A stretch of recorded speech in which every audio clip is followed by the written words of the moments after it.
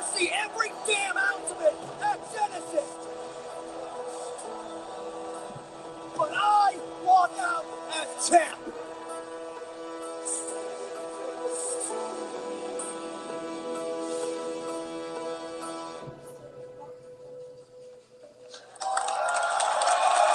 We are witnessing a golden era in professional wrestling built on passion and belief. Tonight, we usher in a new age in this company's history. We are live in Dallas, Texas, with a full house on hand at the Curtis Colwell Center. You are witnessing a new beginning for TNA Wrestling. This is Genesis.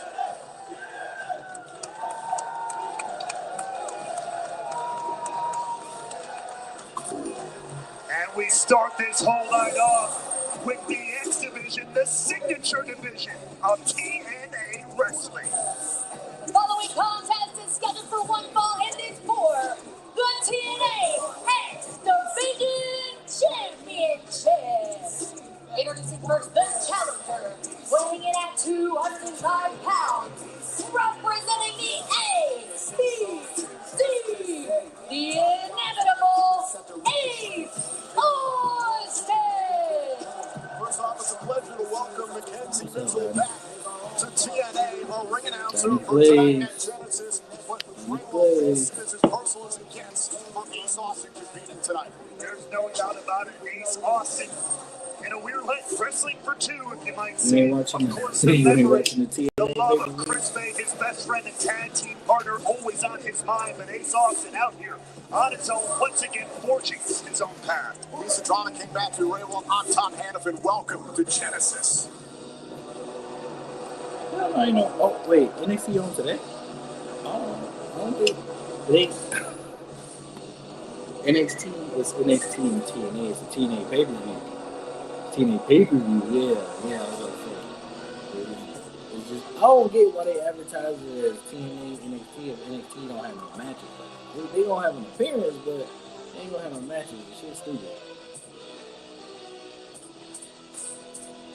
And his opponent, accompanied to the ring by JDC and Alicia Edwards, weighing in at 270 pounds, he is the TNA X Division Champion, representing the system.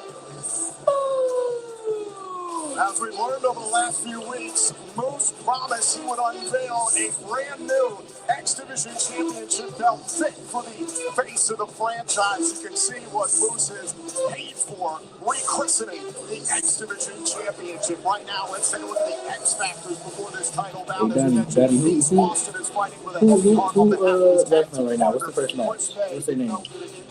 Back in October, Moose has been dominant. 4 successful title defenses in 73 days. Ace Austin initially had come out on Impact. What's the first match? Gunning for Nick Nemeth in the TNA World Championship until Moose stepped to him and said, hold on a second, the X Division title is the most important championship in TNA Wrestling, so Ace Austin has the chance to win his 4th X Division crown this evening at Genesis.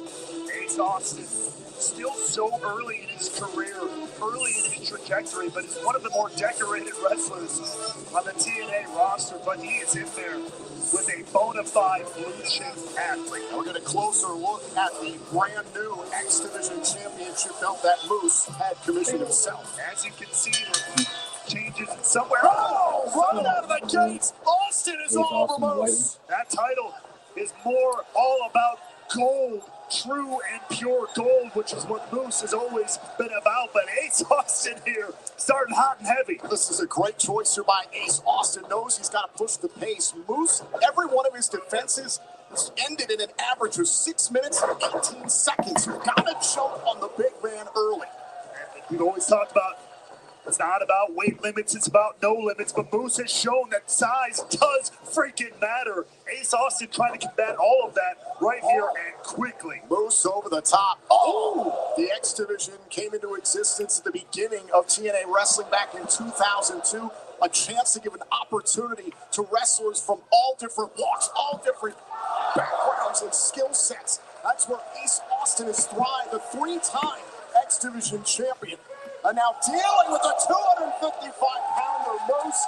Down goes the face of the franchise. And there is a glimpse of what the original X Division Championship belt looked like until Moose dumped it unceremoniously. Moose has got a different standard for himself as he tears in the face of Ace Austin here. Obviously holds himself to an incredibly high standard. There's a reason he's named himself the face of the franchise. Moose rolling underneath the bottom rope to reset the 10 count. The title can only change hands via pinfall or submission in the ring, not via countout or disqualification. Got nasty intentions on the mind of Moose. Oh, and Austin sent it to the barricade. Who you want to win? And Ace Austin is in trouble. Watch this, the ferocity, but driving through the barricade there. Moose picking apart Ace Austin here. Moose once again and rolled back underneath the rope. He is out to make a statement tonight at the expense of Ace Austin and sending it coast to coast into our barricades.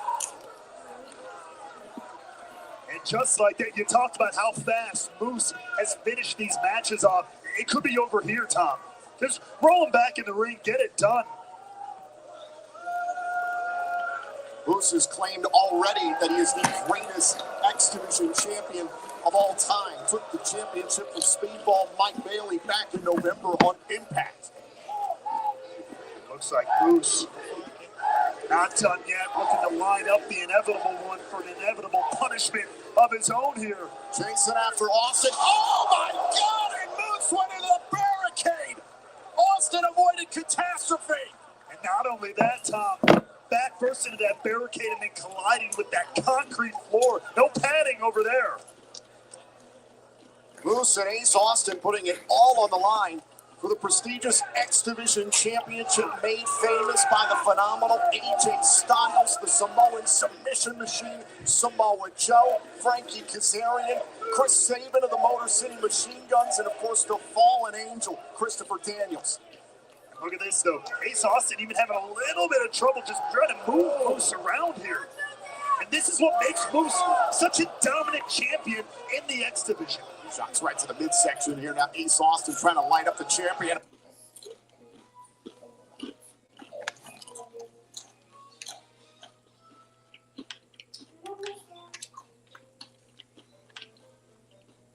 Fuck. And Alicia Edwards of the system looking concerned here at ringside. Ace Austin rolls back inside, resets the 10 count. Ace Austin locked in half, hocked here tonight at Genesis. The power.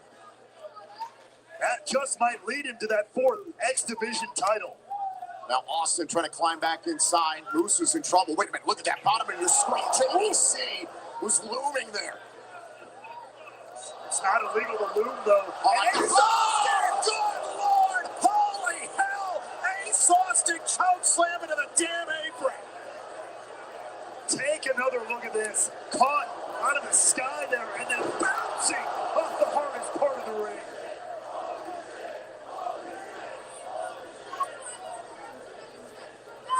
And Ace Austin, he is barely moving. He is out. And our official Daniel Spencer begins his count. Ace Austin adds to the count of 10 to get back inside the ring. Or else Moose will retain via countout.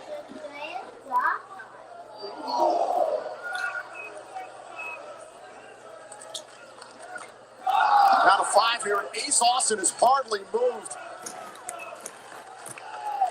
Count of 6. JDC in the ear of Moose.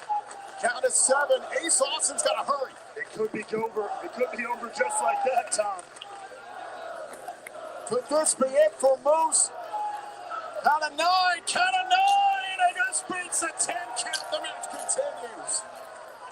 Just by the skin of his teeth. But to what end? That's just what I was going to say. At what cost? He just walked right from the fire into a lion's den.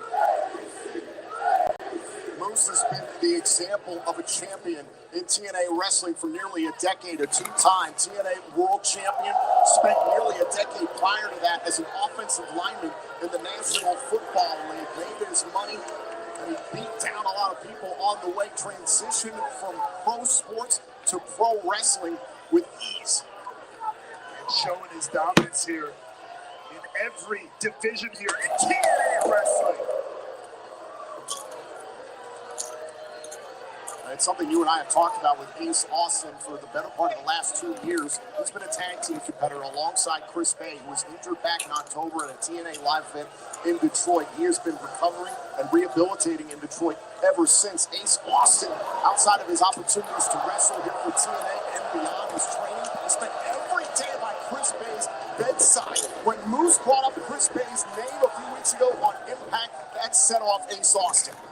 And understandably so, but that's one thing that Ace Austin has got to keep in check here. He's got to let that emotion go the minute he stepped through those ropes and that bell rang. He cannot let it take over him. He has to keep his eye on that prize.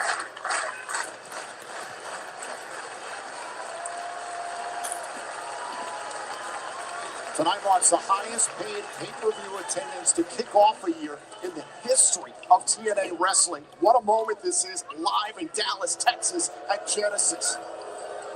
We are just beginning Genesis, an apropos name here. Oh, this second was going for the power bomb there. Was trying to follow up from the Uranagi. Now Today is Q&A day. And they ask any questions. Going onto that arm. Any question at all. How much? Also doing the TNA watch. That's the question. Oh, great catch there by the inevitable one. For another pumpkin. Take down there. Shoulders down and a kick out by Musa too. Joe Hendry is losing tonight. He's not, first of all, able to avoid Moose, who's Nick thinking is about from a spear, Cleveland. perhaps. Nick is in Agility losing. there from Ace Austin. Right to the jaw. Side rushing leg sweep. And Nick is from Cleveland. up immediately. That choke slam. Joe Hendry is from Scotland. Scottish dudes lose all the time. Drew lose all the time. Joe Hendry losing all the time. That's just how it I goes. can tell you something like that has an effect long-term throughout a match. Even if you can get back to your feet, the wounds of war will not be small for Ace Austin in this one. Now Moose resisting Ace Austin. Power advantage clearly in the favor of the champion. Ace Austin, however, using the momentum of Moose against him. 2025 is the year that they're trying to lose. And it's every year. So. Double stop, face first into the canvas. Could it be? Is it enough? Oh, and that shoulder just off of the mat. But just off of the mat, just in the nick of time, just. It's enough. This match goes on. JDC on the outside, as well as Alicia Edwards. The system dominated TNA wrestling in 2024. Can they do the same in 2025? There's no doubt that they can do it. Will they? I mean, we're going to see. This is how they're kicking it off right here. Looked like Ace Austin trying to rush into the fold, trying to put this matchup away with his best move. Again, Moose just too strong. Go to hell by Moose. Cover to retain. Oh, the shoulder up in time for Ace Austin. Take another look at this. Go to hell from Moose. And it was almost exactly that for Ace Austin. But he manages to stay alive in this title matchup.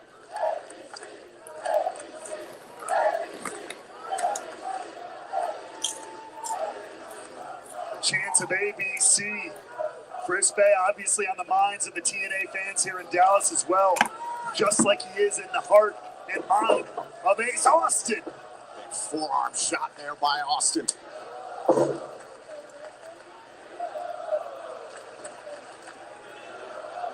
Moose trying to figure out, how do I keep Ace Austin down? I don't think Moose was counting on this type of fight from Ace Austin, but as I mentioned, Moose lit a fire inside Ace Austin. It was a bad mistake in my opinion. Moose is learning, for most guys, such a quick transition from tag team competition to singles competition. Your gas tank isn't always up to snuff, but Ace Austin can go with the best of them on any night, and he's proven that. Oh! Big headbutt by Moose. Denies Austin. Now Austin able to collect himself out on the apron. Oh, trying to knock out the equilibrium of Moose with that kick to the ear. Wait, hold on a second. Wait a minute. Oh, it's going for go to hell one more time, but Austin countered. That was also exactly how that chokeslam to the apron was set up earlier, too. Could have been a bad night for Ace Austin. Incredible counter wrestling here in the X Division. Get out of the way, refs. Get kicked in the head. Oh, wait a minute. Ace Austin able to drop Moose to the floor. Nasty landing for the X Division champion.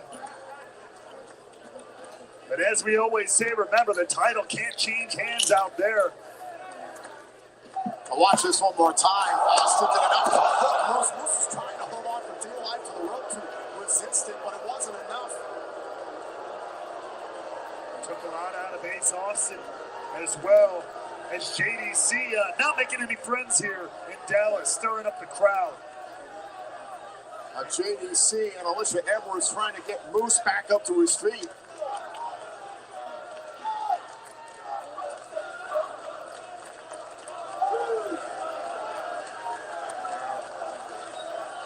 And this is what happened on camera. First JDC and sent Ace Austin into the steel post. The referee clearly didn't see it, or else this match would have been thrown out. I didn't see it either. I thought he was just dodging. Wait a minute, Moose. Oh my God, Moose spin JDC. I have a list of questions.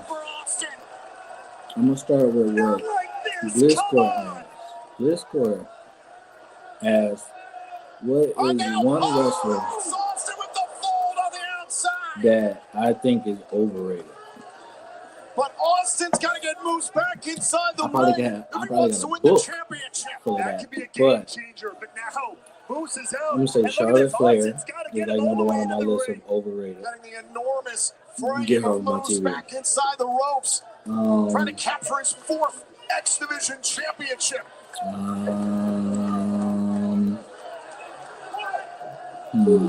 Overrated. I said I had a good one. I can't think of it.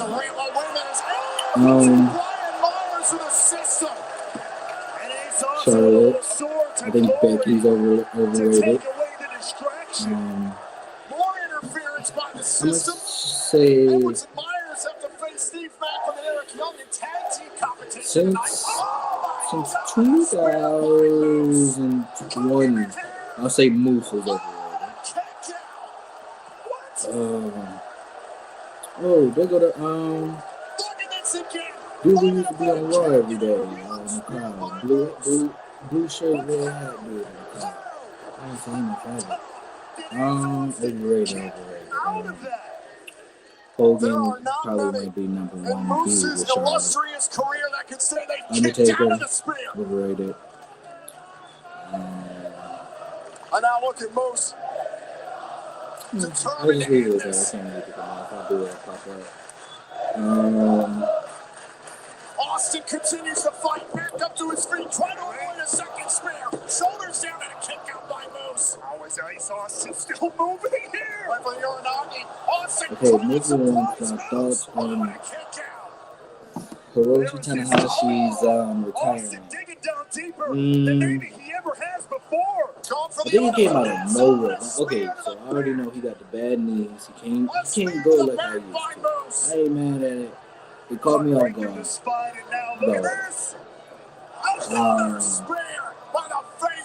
It only caught me off guard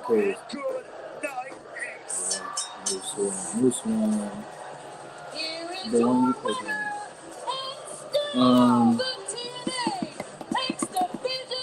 Cena announced his retirement. Danielson announced his retirement. Tanahashi announced his. All those just out of nowhere. Yeah. All of them just came out of nowhere, and I'm like, but Tanahashi always been one of my favorites. I always picked him over Okada. 100 days out of 10, I'm picking him over.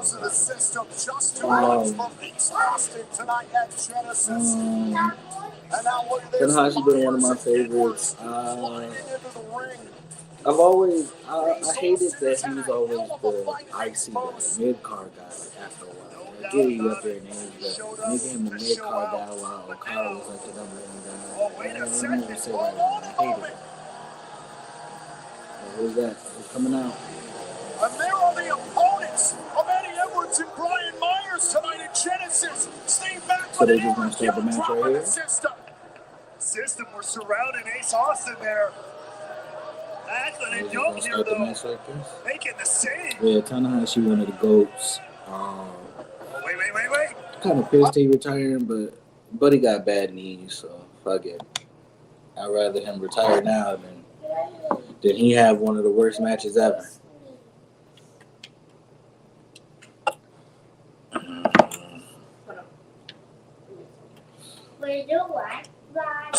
They're in the impact zone.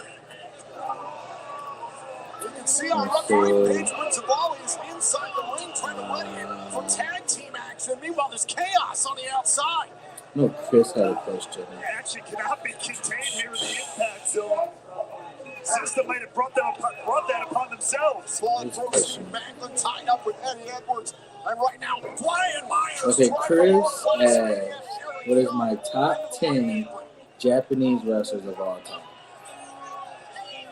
Our referee, Paige Rizzabali, is I out do here trying Luis to maybe get Cabeza, this so started. number We're going to have this 10 match be right here, right now. trying to control this bedlam at Genesis.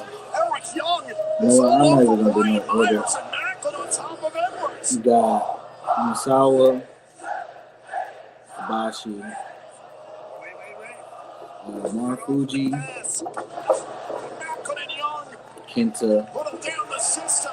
But this match is not officially underway yet. Our referee trying to gain control of this situation. All four men continue to ball to the outside. Good freaking luck. Yep.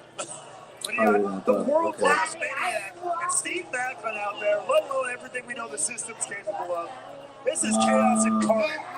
This is some payback for Macklin and Young. Remember, a few weeks ago on TNA Impact, there was a six-man tag team match. Misawa, Kobashi. Gresham up against the Oh, system. shit. After Misawa, that match was Kobashi, over, the Kenta, system Marufuji, targeted Tanahashi. They put a steel chair around his neck and rammed him into a steel post and put him on the shelf.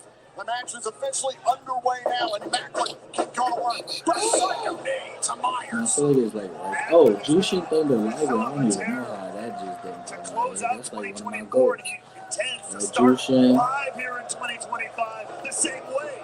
Oh, there's Alicia Edwards, who is out here to support Ultimo Bruce, and Dragon. now supporting her husband, Eddie Edwards, and Brian Myers. Oh, that's a blow Morishima. by Edwards.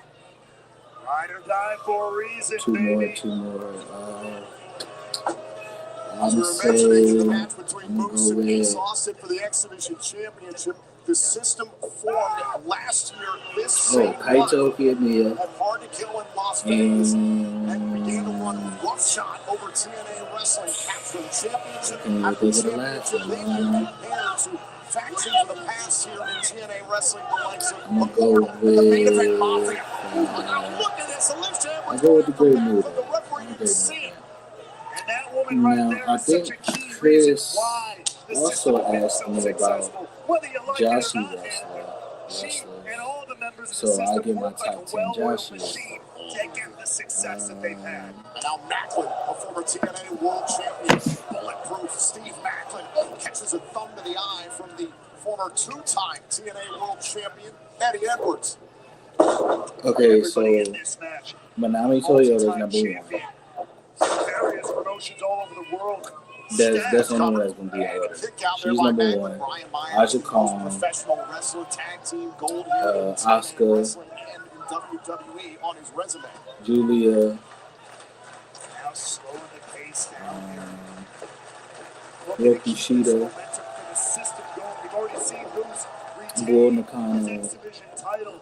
If the system can win here, what a start to our live extravaganza of the year here in TNA Wrestling. That would be for the system.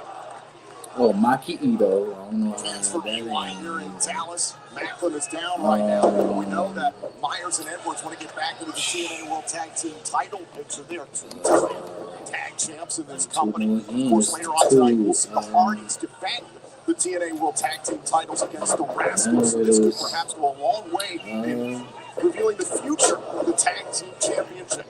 No doubt about it. Oh, arrogant cover here by Edwards and a kick out. Any which way you toss it, an absolutely stacked tag team division here in TNA Wrestling. A company that helped define tag team wrestling for such a long time, I'll say I'll is throw now EO one of in the hottest there. divisions going today. If you're just discovering the And Motor my City last Machine one, Guns, I'll they started say here at TNA Wrestling years ago. Teams the likes of Beer Money Inc., the North, LAX, the Naturals, America's Most Wanted. The list goes on and on. The Good Brothers, but that's a deep dive for another time. Absolutely.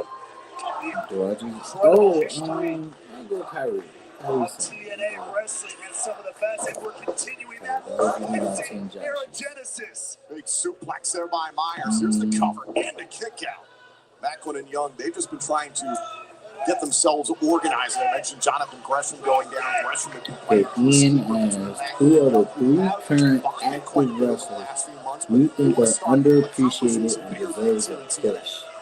Steve Macklin has been a very 3 well-documented history that's with underappreciated. wrestling. So, okay, number 1, I'll go Zelina Vega. Zelina Vega is a dog, but I feel like she loses every fucking match, and it's like once they have, they've really started to click.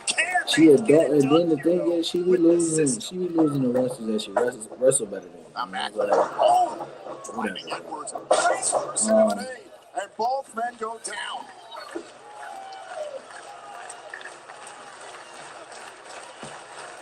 Critical opportunity here for the team of There's Macklin Zelina and Young. Vega. Eric Young, relatively fresh here in this matchup, despite the I know Ian wanted me to say somebody from Carolina, but it ain't gonna be nobody that he's thinking about. My second one is, I'll say Dalton Castle.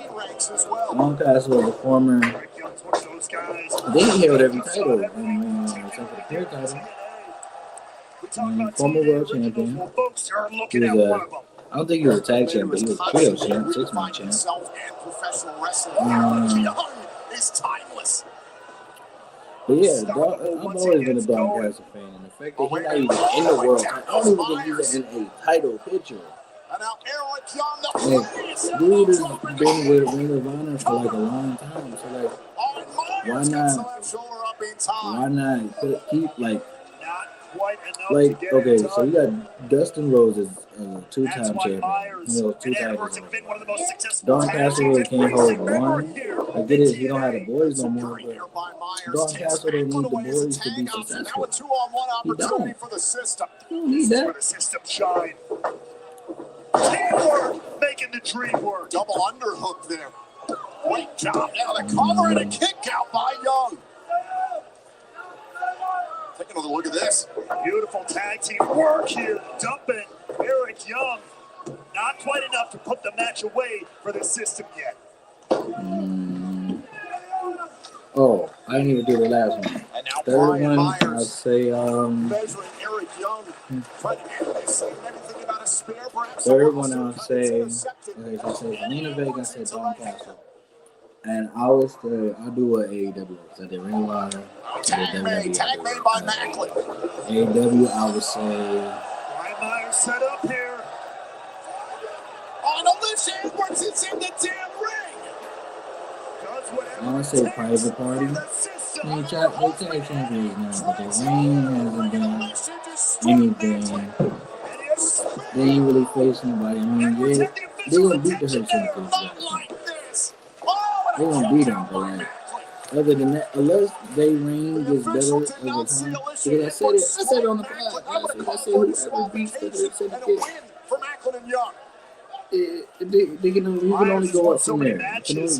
You can only go up from there. That exact way, Macklin living up to the bulletproof name. Oh, Edwards thrashing Macklin. If you got an answer questions out there before match, I don't even know what's going on. I ain't really into the system. I like Eddie Edwards, but he don't fit the system. Brian Myers fit the system because Brian Myers is better as a group or a tag than singles. Eddie Edwards can do both. He can do tag, he can do tag, he can do singles. I don't care for him as a group. Like, he don't need to be in a group. And EY, Steve Macklin got the win. Here are your winners, the team of Eric Young and Steve Macklin. The shot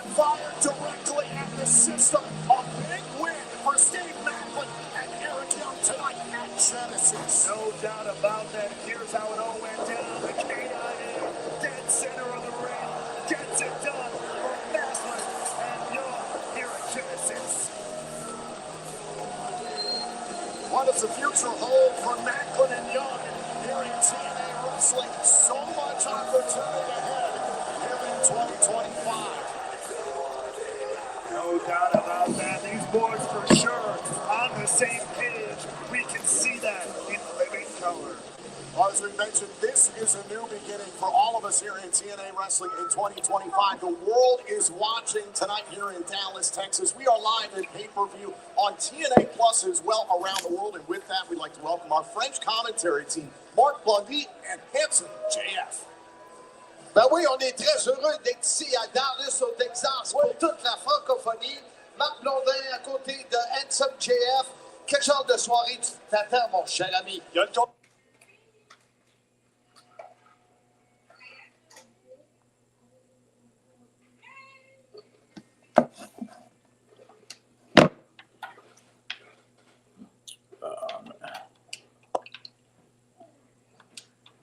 Is going to go one-on-one with Tessa Blanchard. It's been years since Blanchard competed in a TNA ring, and she's out to take TNA from the Juggernaut. Well, you want to talk about getting personal. This one right here, Josh Alexander set to go one-on-one with Mike Santana in an I Quit match, and we have learned that the Northern Armory will be banned from ringside. Josh Alexander's running buddies, Travis Icarus and Travis Williams and Jordan Icarus, that is. The Hardys will defend the TNA World Tag Team titles against the Rascals. It's a first-time ever matchup. And this one's gonna be nasty. The Knockouts World Championship is on the line as Masha Slamovich defends against Rosemary in a Clockwork Orange House of Fun match. And in our main event, Nick Nemeth will put his TNA World Championship on the line. Can the global phenomenon Joe Hendry finally capture the TNA World title? But coming up next, it's the TNA Knockouts World Tag Team Championships. Spitfire defend against Ash and Heather by Elegance. Right now, let's take a look at the taglines. This is Spitfire defending against the Elegance brand. 2-2 record in a series of singles matches as of late. Spitfire, they haven't lost a tag match in 5 months. Ash and Heather, however, they only have one victory as a duo. It's the moment you've all been waiting for! Get ready, because we are about to captivate your mind, body, and soul. Get ready to lose control, because history is about to be made. I am the personal concierge, and for the millions watching at home, and the thousands of you degenerate losers here in Dallas, you shut your mouths when I'm talking to you!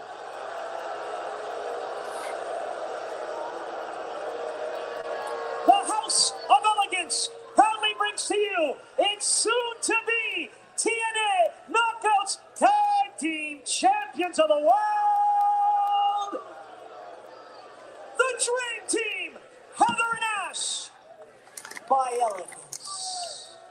My God, how good does he look tonight? That is a custom tux.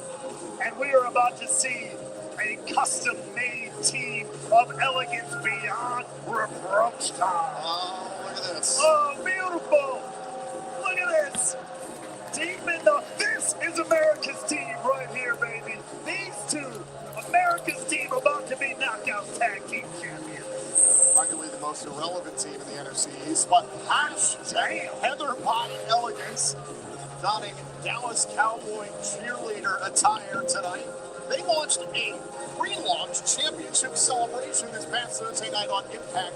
They believe they've already won the Knockouts World Tag Team titles. And believing is half the battle, Tom. Oh, God. And look, these two put the Dallas Cowboy cheerleaders to shame. Are you kidding me? They don't bring half the poise, half the elegance that these two do. For a reminder, it's the Eagles and Commanders in the NFC Championship. I don't know what those words mean. I'm here for TNA Genesis, Tom. It's tonight the night for the Elegance brand.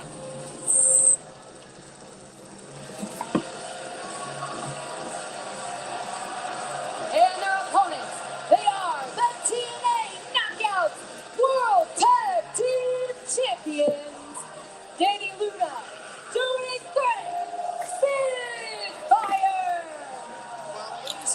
TNA Wrestling is so proud to be collaborating with Blacksmith, the brand for premium wrestling merchandise. Officially licensed TNA apparel is available for pre-order now. Visit blacksmith.co.uk/TNA to get your gear now.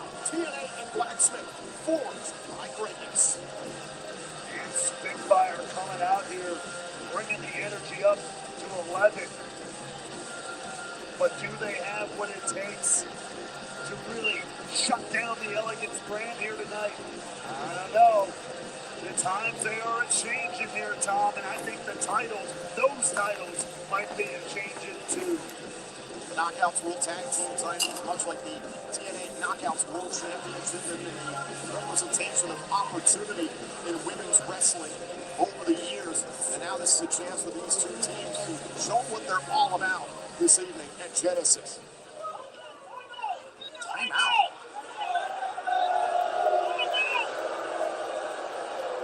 What is it, Mike McCarthy?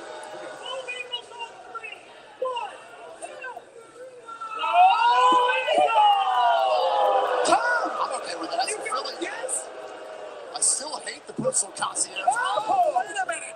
Ash and Heather by Elegance jumping Spitfire. By Commonwealth decree, you have to cheer for the Elegance brand here tonight. I'm going to be an unbiased journalist, thank you very much. And the bell is rung. This match is underway. Spitfire against Elegance for the Knockouts World Tag Team titles. Journalist, that's a laugh. Here we go. Covered.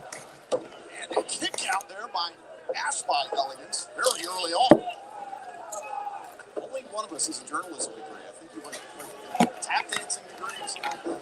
And then some. And look at this. Great counter there by Ash by Elegance here. Ooh, needs a little double team action courtesy of the champions. Great synchronicity by Spitfire. Referee distracted there by Heather by Elegance and a kick out, just a 2 count. Already the Elegance brand chirping at a referee, Frank Gaston. Tag made in comes Danny Luna, the powerhouse from the United Kingdom. Here once again, this is the team. Oh, look at the athleticism, though, of Ash by Elegance. And now Heather by Elegance, once known as Heather Reckless, has fallen under the wing of Ash. And what a world of difference it's made. She's a new person. But no, you can't do her like this. No, put her down.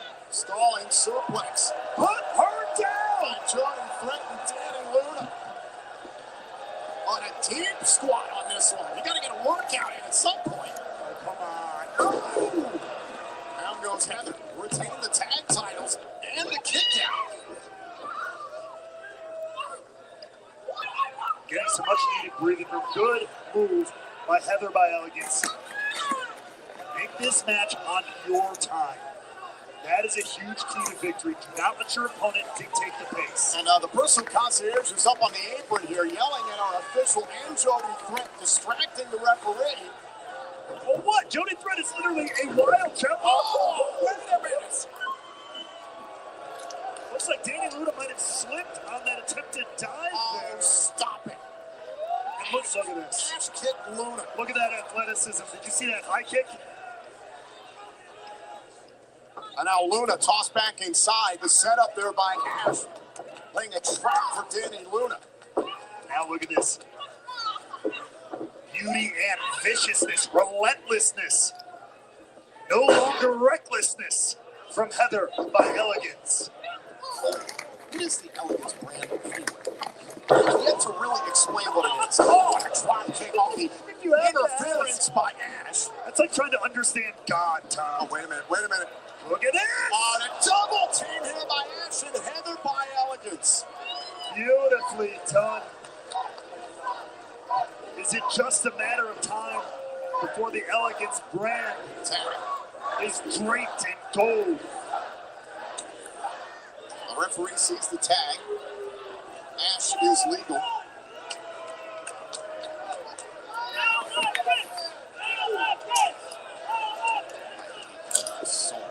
Oh, I know.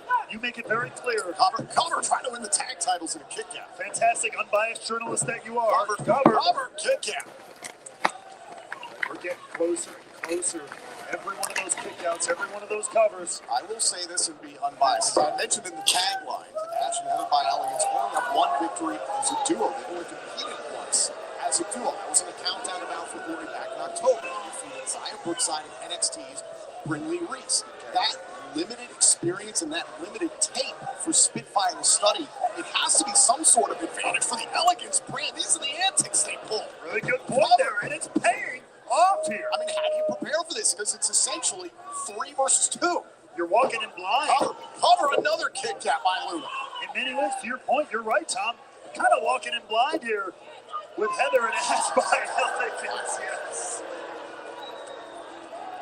And that gives them a very distinct, very strong advantage here in this matchup. Tag made.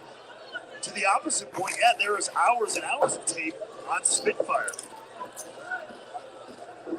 Oh, Ash. Oh, back elbow there. Up the handspring and now Heather follows it up. Drop kick right to the face. We have new tag champs. Deep cover here in a kick out. I mean, you heard Mark Henry talk about Ash by Elegance on our Countdown to Genesis. He's seen what kind of athlete she is. Fitness, strength, competition. She brings some of the best to the table. And then Heather, who has such vast experience in the ring. These two are a match made in elegant heaven. Ash by Elegance, who has achieved victory and competed at the famed Arnold Classic in the past. Looking for her first major championship win in professional wrestling. Oh, and look at that. Heather was holding on to the hair. And her boot on the hair of Danny Luna. They're ripping there. Oh, my God. Ripping and tearing. Relax. Just relax. Look, it just gives. Calm down. Look at this. How can I calm down? We are on the verge of excellence, of elegance, of a beautiful future here. You calling me an unbiased journalist. You are such a I high. never claimed to be. What would your father, Wes Raywald, say about your performance here tonight? What would he say? So ungentlemanly is what it is. We don't need to bring. This doesn't need to get personal. Okay, come on. I am an unbiased journalist, and I am here telling you that. Oh!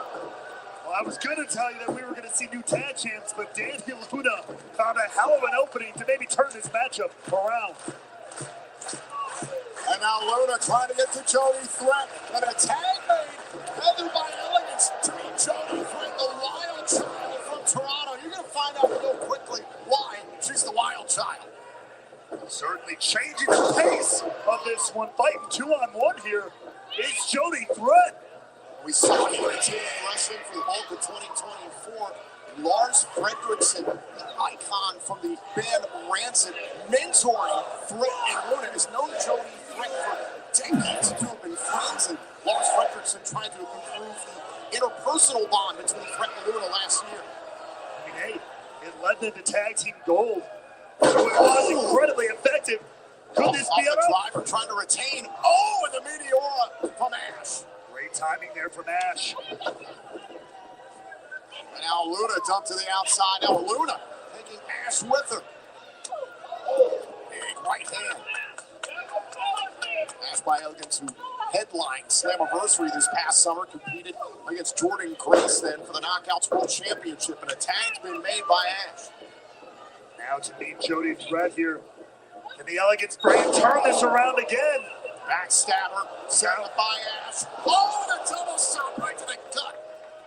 That was beautiful. Is it enough to ensure new champions? No, a kick out by Spitfire. Now Ash starting to get a little upset here. She's got to know. This is what the pre-launch party was about. This is why you prepare. Hashtag TNA Genesis now trending number 7 on social media. The world is watching, and Spitfire, has their hands full right now with the Elegance brand. Our referee is checking on Danny Luna on the outside. Fred launched into the corner. Tag made by Luna. Not sure if the Elegance brand is aware of that, but Jody Threat here looking to follow up regardless. Able to drop Ash and Heather. Big window of opportunity now for Spitfire. As you mentioned, Danny Luna, legal, taking her time getting in. Smart choice there by Spitfire. Now look at this. The power of Danny Luna just snapping Ash by Elegance there. Charming suplex. That'll make the TNA Hall of Famer Kurt Angle blush. Oh, now so close. She's trying to reach out to make the tag. And now Heather off of the top. Heather across body. Heather's got to get out of the damn ring. Well, there's ask and you shall receive, perhaps. Oh, tossing Heather out of the ring with Jody Threat with pop shoving. Nasty landing and that. Ooh. Ash went throat first into the middle rope, and now Jody Threat. Oh, it's going for the Yeah, double. Jay But Ash felt it coming. Great wherewithal. he always from been Ash been there. on TNA. Wait a second. No way. Oh, what a nasty German Even though I suplex. like TNA before he did, but anyway. And now Luna. They're trying to set up for the pressure drop. Their finishing move. Spitfire trying to retain. Spitfire defeats Elegance. Here are your winners. Oh, Discord, I had answered the question that you had asked me. When you asked me who did I think was the most overrated wrestler, I gave like a list of names. I said Charlotte, Becky, Well, the Elegance brand for everything they could think of. Hogan, Moose, Just want to know, is the right person legal in that? Undertaker. Oh, look at the tape. Decision is final. Action continues tonight on TNA Plus. Experience TNA wrestling like never before with TNA Plus.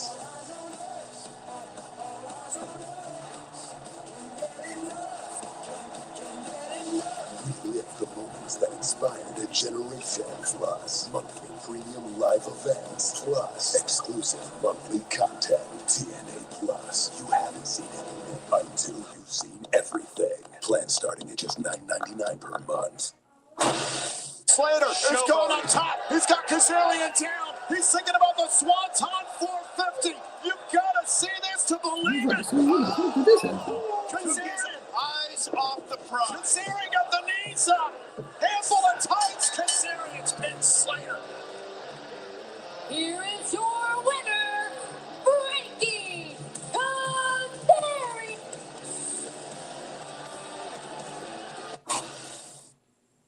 Leon Slater, what can I say? He's setting the world on fire. Everyone's abuzz about Leon Slater, and they should be. He's got everything. He's got all the tools. He's young. He's hungry. He is the future. Tonight's not about the future. Tonight is about the present. I am that present. I am a gift. I'm a gift to professional wrestling, and I am the right now. And right now, I'm laser focused on the main event between Nick Nemeth and Joe Hendry. Now, nobody knows Nick Nemeth and Joe Hendry like I knows Nick Nemeth and Joe Hendry. I know their strengths. I know their weaknesses. Hell, I was the referee in their main event world title match at Bound for Glory. I know it's gotten to the point with Nick and Joe where they are going to rip each other apart, tear each other limb from limb, and I hope that they do. Because then I have a decision. That decision revolves around this. My Call Your Shot Gauntlet trophy that I went through 19 men to get. So, do I let Nick and Joe settle their business? Or is tonight the night the king claims his crown?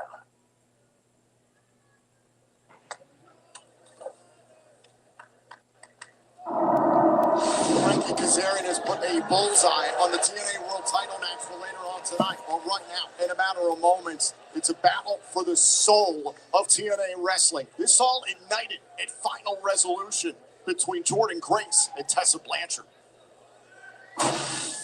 It has been a difficult past few months for the Juggernaut. Jordan Grace has now lost 3 consecutive matches. Someone just took out the referee. What the hell is happening? Tessa Blanchard is back. The rumors are true. Why did you just attack Jordan Grace? What was that all about? Attack? I just reminded her and everybody else whose name this company was built on. Tessa took her ball and left, and now she wants to come back and say that this is her division, work that I've put in to build it? I don't think so. Oh, there's Tessa Blanchard! Look at the fight that's broken out! Blanchard and Grace fighting backstage!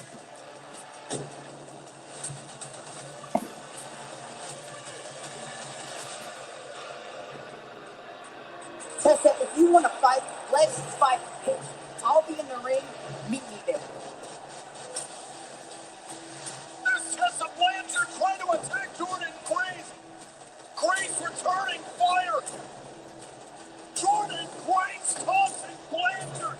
This has been pure chaos between these two! Who does TNA really belong to?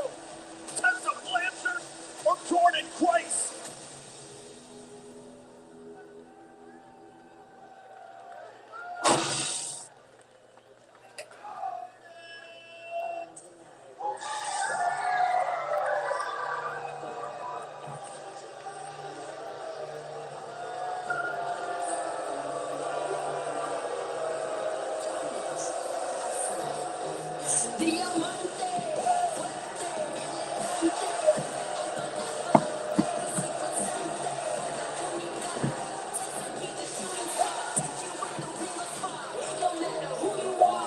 The following contest is scheduled for one fall. Introducing first, from Charlotte, North Carolina, she is the undeniable Diamond, Tessa Blanchard. Tessa Blanchard competed in TNA from 2018 to 2020. During that time, she grabbed the attention of the pro wrestling world. Tessa Blanchard is to this day the only woman to have won a men's world title in any major pro wrestling promotion. She shattered the glass ceiling. However, Tessa shattered her reputation and burned bridges in the process. Many never thought we'd see the day Tessa Blanchard would watching the TNA live. in a TNA ring.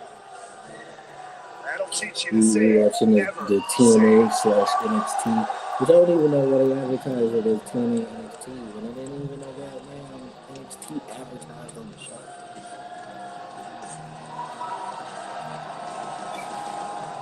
Jordan And Grace's her last opponent match. from Austin, Texas, she is the Juggernaut, Jordan Grace. Jordan Grace also started with TNA in 2018. She won her first Knockouts World title in early 2020, right around the time Blanchard's stint with his company was coming to an end. Jordan has built herself into the history maker, the Juggernaut. Grace Gonna have cemented herself as the face Ashanti. of TNA wrestling this past Gonna have year. Ashanti pull up and attack the world champion. Why are we putting this into like what? Ashanti Adonis? We talking about Ashanti Adonis? I know we're not talking about Ashanti. We can't be talking about Ashanti Adonis. We can't be. You had to imagine this is exactly how this was going to go down. No wasting any time here for either one of these athletes.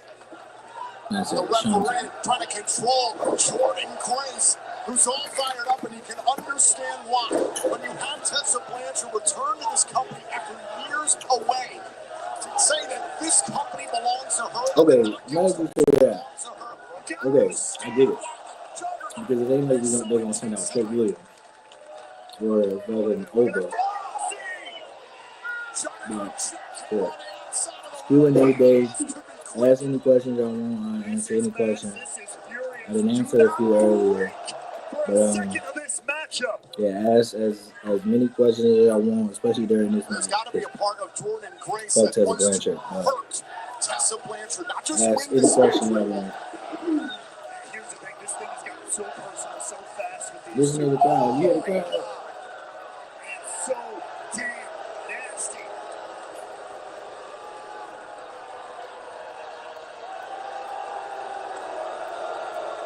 And you can hear the reception for Tessa Blanchard. Oh, wait a minute, off of the ropes, just off the Hurricane Rana, but caught. Who, okay, Blanchard smashed into underappreciated. Oh, okay, AEW. Who do I feel is underappreciated wrestling? AEW or live? Okay, so I kind of answered the question earlier. Blanchard just I trying to added escape WWE. I by said it was Lena Vega.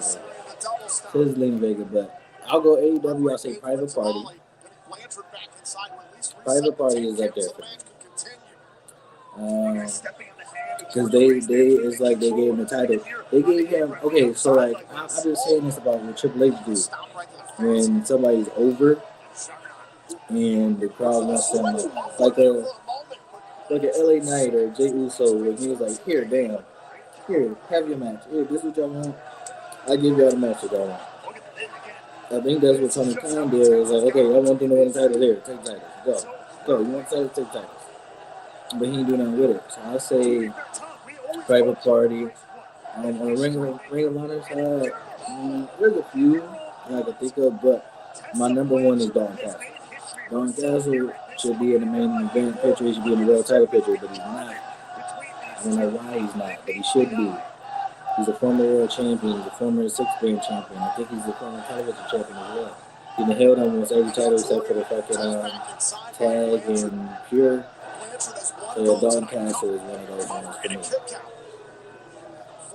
Because at this point, he's already sold the Ring of Honor at this point. Kick out by Grace. Blanchard has one goal. Break the Juggernaut and take TNA for herself. And here's the thing, she has every tool to do it. Every single one. We're talking about a third-generation professional wrestling talent here. Her grandfather, Joe Blanchard, promoted wrestling all over. Her father, the infamous Tully Blanchard, a legend. And then I answered your question earlier about Tanahashi. Yeah, I was basically saying, like, he was always like one of my goats out there in Japan. I said I hated how they had him like the mid card guy, and then like they had him as the mid card guy while trying to be the number one guy. I feel like that always takes the shit out of me. But him retiring caught me off guard. Thoughts on Lee Moriarty? God, that name is Moriarty. I think that they got him in the right direction. He's okay. So I'll compare him to like a Private Party. I think that Tony Khan is actually trying with Lee because Lee, since winning the championship, it kind of feels. You could tell he's a champion. He gives you a championship feeling. He feels important. They had him going against Nigel McGuinness. Like, that is huge. That is huge for him to face Nigel McGuinness. That is something that's like a big deal because Nigel is a legend in Ring of Honor. So I think Lee Moriarty is on the right path. I don't think he should be in AEW just yet.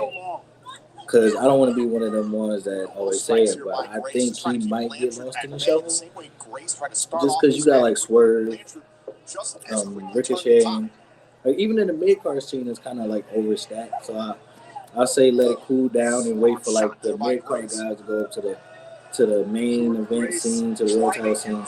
Then you bring them in. Because it look like right now, because like okay, so you got Lee's a part of the Shane Taylor promotion. So as of right now, Shane Taylor is the number one guy, as we've seen on I think it was Collision. Lee is the number one guy, and he's gonna go after Daniel Garcia. He's gonna go for the main card title. So I say just let that go, let his play his course, and put Shane Taylor from Cleveland. So I'd rather him get that push right now, and then Lee get it like later on because he's still young. He got time. And Tanahashi is every man. That's this is the every man. He went from being a shaman to I'm telling you, bro. I just hate that. Like, he should. Tanahashi means more to New Japan than Okada does, and I just feel like they gave him the shitty end of the stick. Just corny. Thoughts on Athena's ROH World Title reign and the impact this had. I'm not mad at it. Everybody's mad at it. Everybody's like, give. Send Athena to Ring of Honor. I mean, to AEW. Send her to AEW. Put her on Dynamite. Put her on Collision. But if you put Athena on Dynamite and Collision, then people are going to complain and say, well, what does Ring of Honor have? What women do they have in Ring of Honor? Like, I mean, I got faith in Billy Starks, but I feel like she's still young. So, like, the thing of being a world champion right now and having the reign that she has, I feel like even if she loses the title to Billy Starks, I don't think she should leave just yet. Let it feel like she's climbing her way back to the world title scene, and then she either gets a title shot or a #1 contender shot, and she loses, and then she moves to AEW. But as of right now, they don't have a set women's division in Ring of Honor. Like you got Billy Starks, you got Red Velvet, you got Queen. You got Queen out there. You got Lady Frost. But then that's about it. I mean, you could throw Kiera Hogan in there. You could throw Diamante out there, but they're not regulars all like that. Like, they're not even regulars in AEW. So, like, I would say keep her in Ring of Honor for right now, even after she loses the title. She still got time to go to AEW. She's still low-key young, so she got time. How likely is it that Greg Briscoe ever wins the world title? It is. I mean, he technically already won the world title with the ROH title, but him winning AEW title is. I see him winning TBS champion. Oh, he's definitely going to be a TBS champion. Because I feel like the TBS title is one of those titles where it is an important title, but it's one of those ones where it's important, but like anybody can hold it and it still means something. Queen is currently the longest reigning women's champion in wrestling. I mean, I like the reign, but she could lose it and still be a reign. What are your thoughts on NXT and a partnership? It's the dumbest shit ever. And I don't even know why they had to like announce it, like show a little contract thing, like written and whatever. But we all know what's gonna happen. Jordan Grace gonna leave. This probably her last match right here. Joe Hendry's leaving in the summer. Josh Alexander is not going to WWE, but he's leaving. I see him going to AEW. Mike Bailey's going to AEW. He's already gone. I think that this partnership is really like the NXT UK, where it was we are scouting. That's really what this is. It's scouting. It is a scouting contest of WWE scouting what TNA has and take their talent. That's literally what's going to happen. Right, we haven't gotten enough for you, man. We're not going to get one with Josh Lee. TNA becoming a theater company, that's what the partnership essentially is. Yes, like they're going to take everybody. At one point, they're going to take Tessa Blanchard because that's Triple H already said he wanted Tessa Blanchard. Never asked you this before. What do you think of Rich Holland? Rich Holland decent. I just hate that he hurts everybody. He's a bad worker. And nobody, like, I get it. He injured Big E. Big E can't wrestle. I get that. But nobody had this energy for Seth Rollins. Seth Rollins injured. He low-key retired Sting. We thought Sting was never going to wrestle again. He injured Finn Balor the fucking match where Finn Balor won the title. He injured Cena. He broke Cena's nose. And he injured himself. He injured himself. And nobody said a thing about Seth Rollins. Nobody said a word. Rich Holland injured a few people, and it was like, bro, like, he's not the best worker. He's not even like top tier. He barely a mid-card level. Like if he won a mid-card title in NXT or even on the main roster, I wouldn't be mad. But like this whole he's unsafe shit, niggas get hurt all the time. What do you think of Omos and Noah? He's done more in pro wrestling Noah than he's done in his whole entire career in WWE. And he's only held the tag title. He just won it. But he's looking better in Noah than he's ever had in WWE. Like, he's actually having long matches, actual matches. He is killing it. Dog, I think Ridge, I hate like 6 out of 10. I don't want to say 6. I'll say 5 out of 10. 5 out of 10, 6 out of 10 wrestler to me. I just don't think he should have gotten Christian Angle. I don't think he should be in the main event. He's a mid-card guy. He should stay as a mid-card guy. Leave it at that. I think this match is still this match is the shit. I get it. It's Jordan Grace's last match. It should be. But this match should not be this long. It shouldn't be.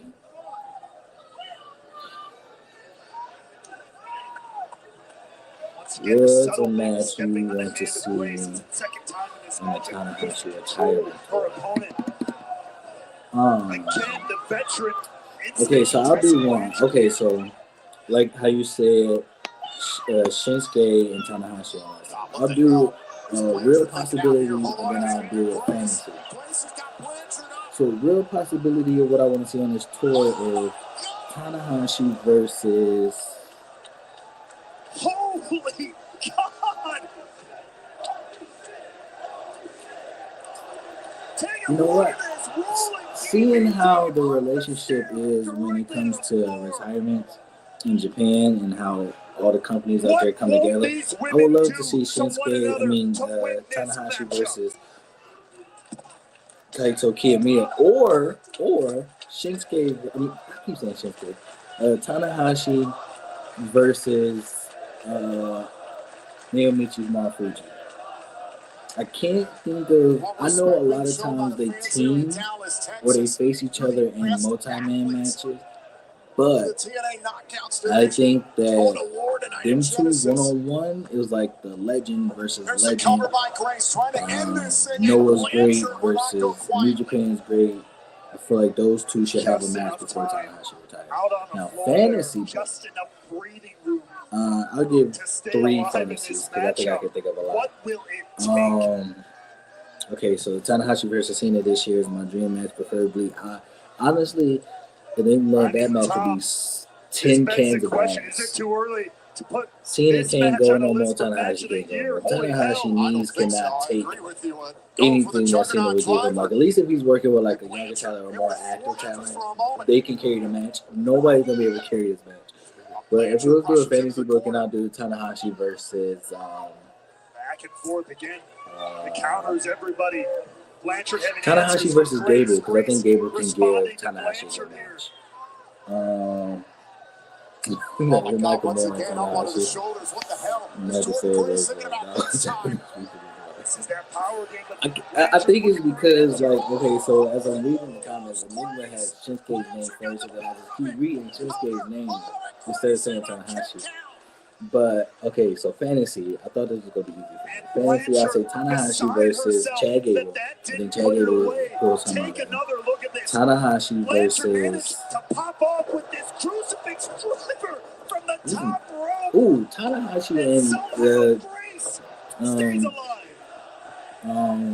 Tanahashi versus Josh Alexander would be a banger. You need Chad Gable and the best of Super Juniors.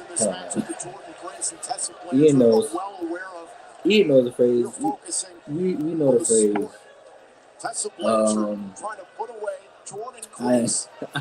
I'm gonna say Ian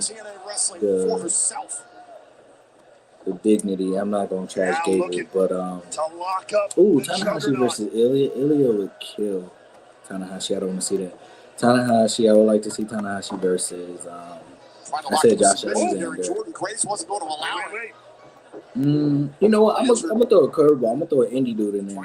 I'll say Tanahashi versus Jake something. Big dude, where Tanahashi shows that, like, right before he could retire, he could still go against the bigger guys, and he gets the win over Jake something. I would like to see that.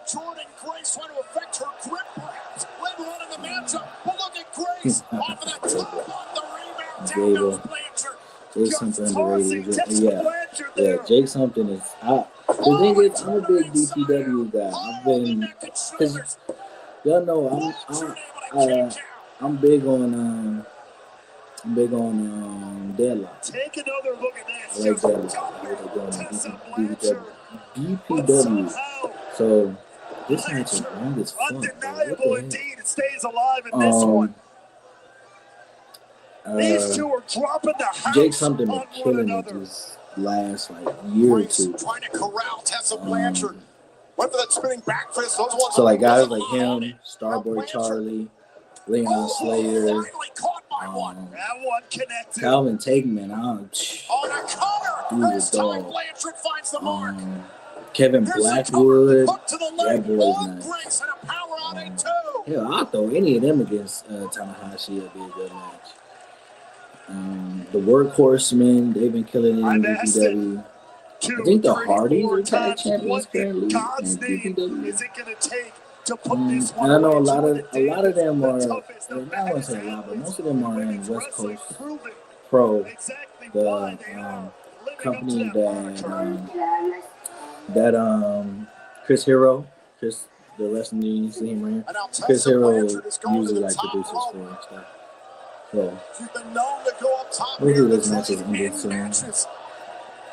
There's enough We damage have to done do to the rules, so what you juggernaut. think of Maybe Danger? thinking about Danger is the thing is. Jordan Grace, So however, Danger, I know trying to he's been stay with training with Blanchard. Xavier Woods.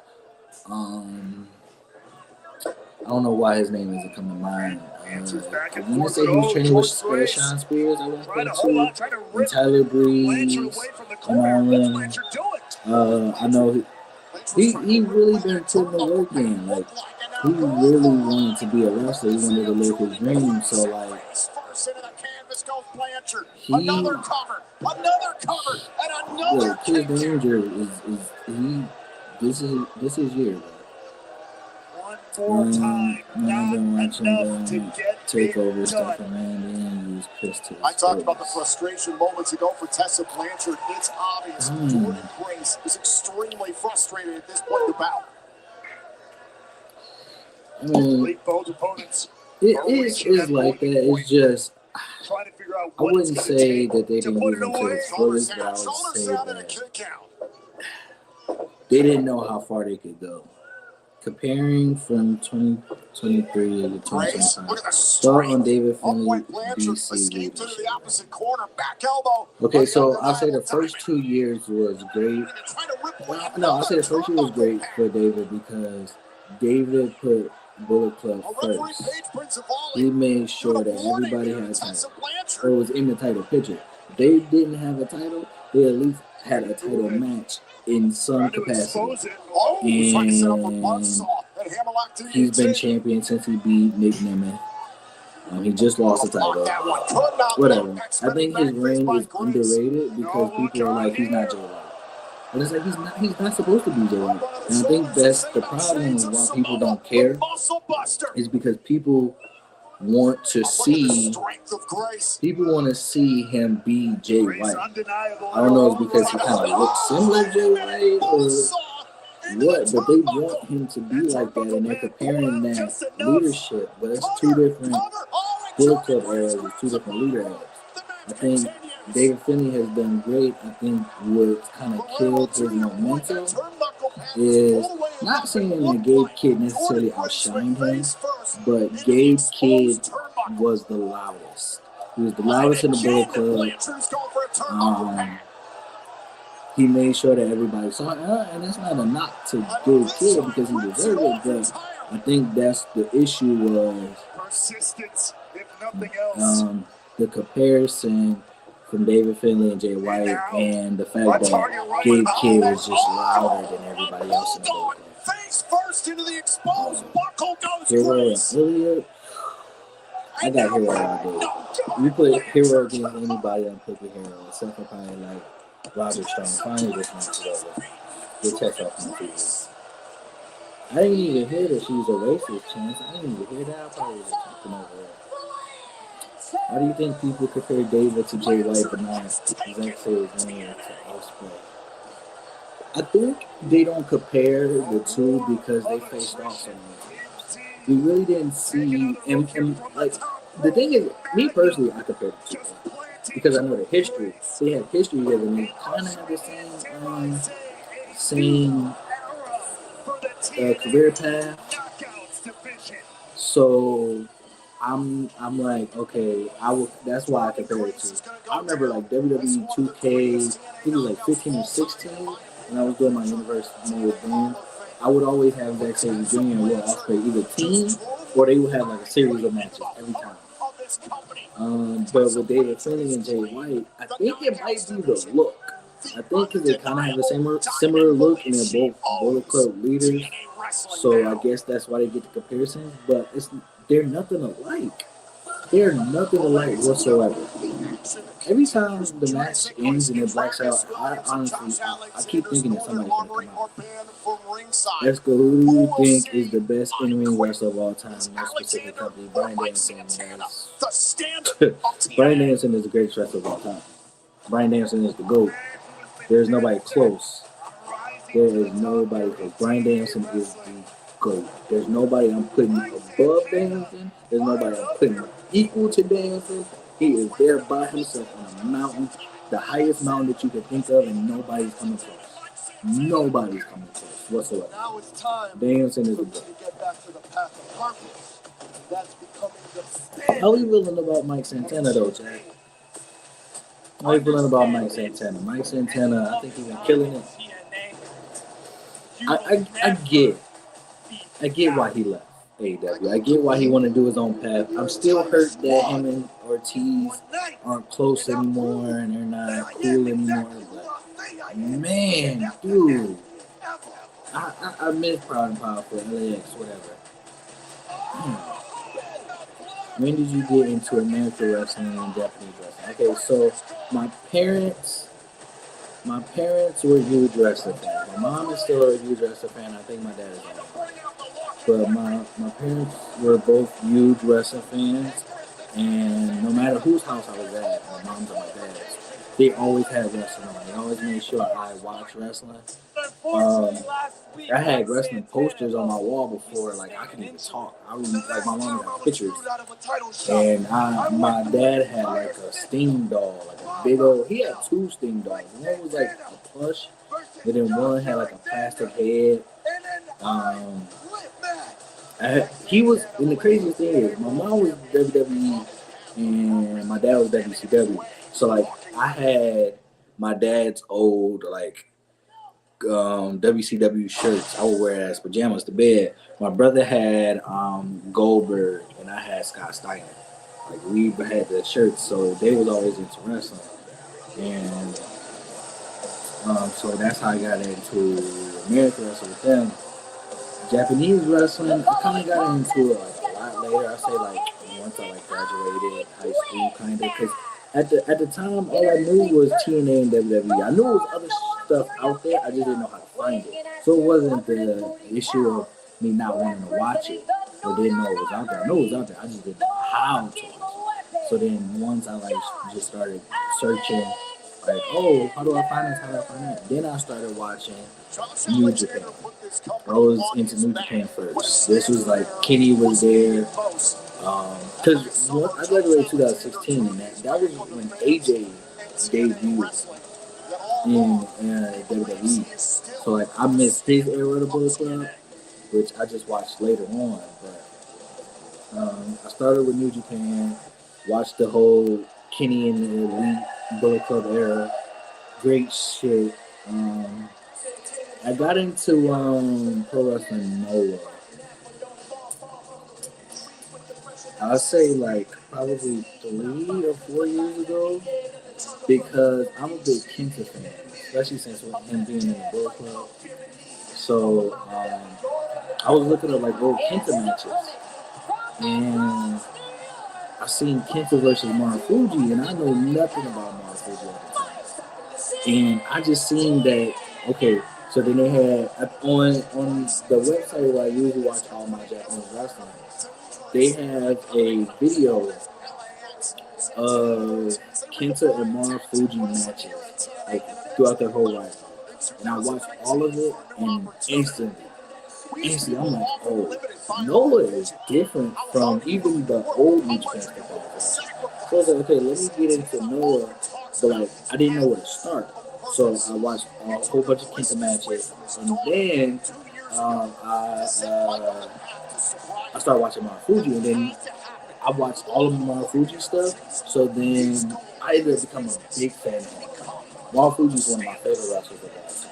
I think that he's above a lot of Japanese wrestlers. He's above Okada, he's above Tanahashi, above all of them. So that's how I got into that. Rank every Bullet Club leader from greatest to worst. Oh, nigga, why you doing this? Okay, from greatest is Jay White. Jay White is number 1. He's the greatest Bullet Club leader of all time. Santana looks to You knock can't off prove Josh me. Alexander, someone who defined 2, I'm gonna wrestling say here Kenny. in TNA wrestling for years. If Mike Santana can Just for the sake of someone not having an argument with people later on, what isn't he I'm capable going to say AJ Styles. Then I'm gonna go Finn, David, and Carlos. Unless you want to throw in the this Ring of matchup, there are no Honor countouts, no leaders, where you got disqualifications. The goal is to Adam Cole, incapacitate your opponent to the point that they utter who was the words. leader of the Ring of Honor Bullet Club, which is one of my favorite eras of Ring of Honor, actually.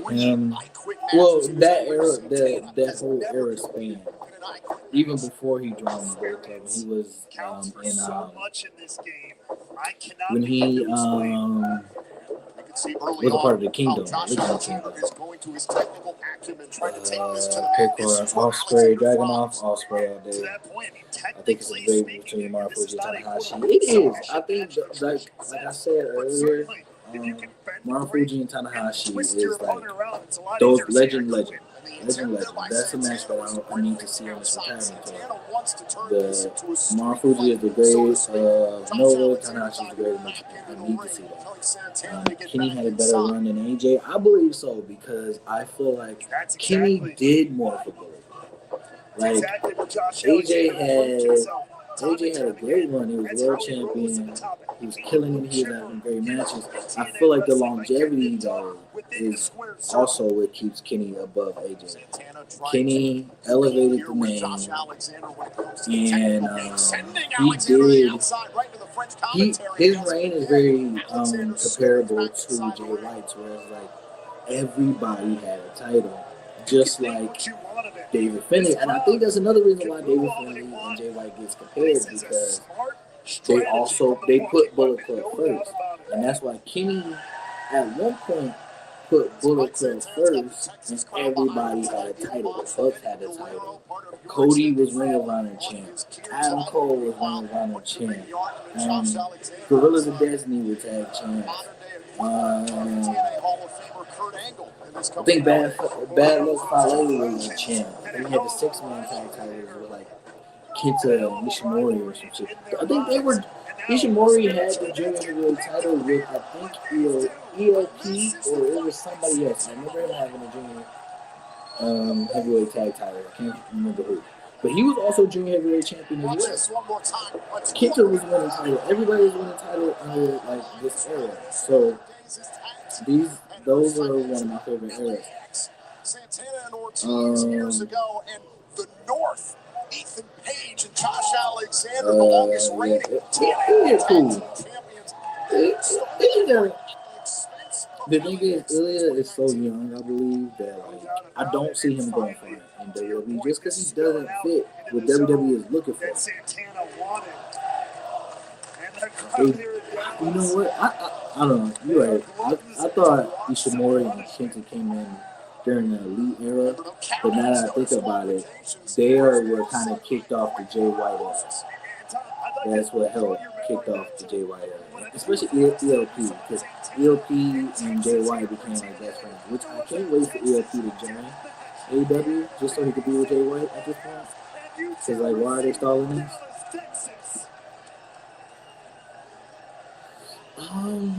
Not a lot of people. I mean, you got the Bucks, you got Cody, Cole. I think Hangman was TV champion when he was a part of the Bullet Club.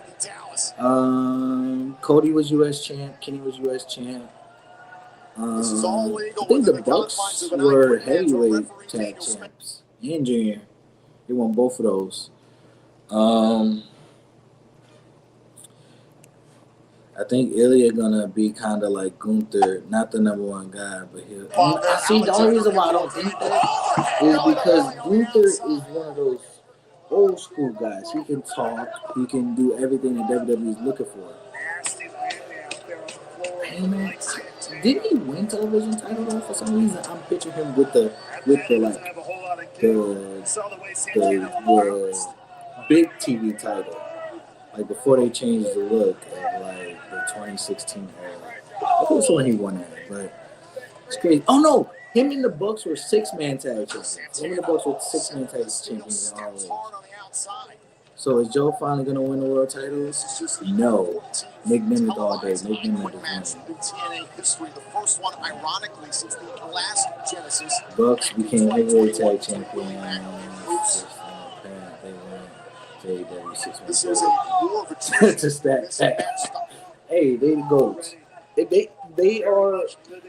They could have been the goats if Motor City Machine Guns didn't exist. Those are goats. Joe Hendry is not winning the title tonight. Nick Nemeth is winning. Or no, Nick Nemeth is going to either win or Frankie Kazarian is cashing in and he's winning. And that chant made famous by Joe Hendry over the summer. Josh Alexander low blow Joe Hendry in the TNA World Title match with Slammiversary. That tipped off the fairness. But in that era, though, Gorillas of Destiny were tag champions of the scene. Started losing.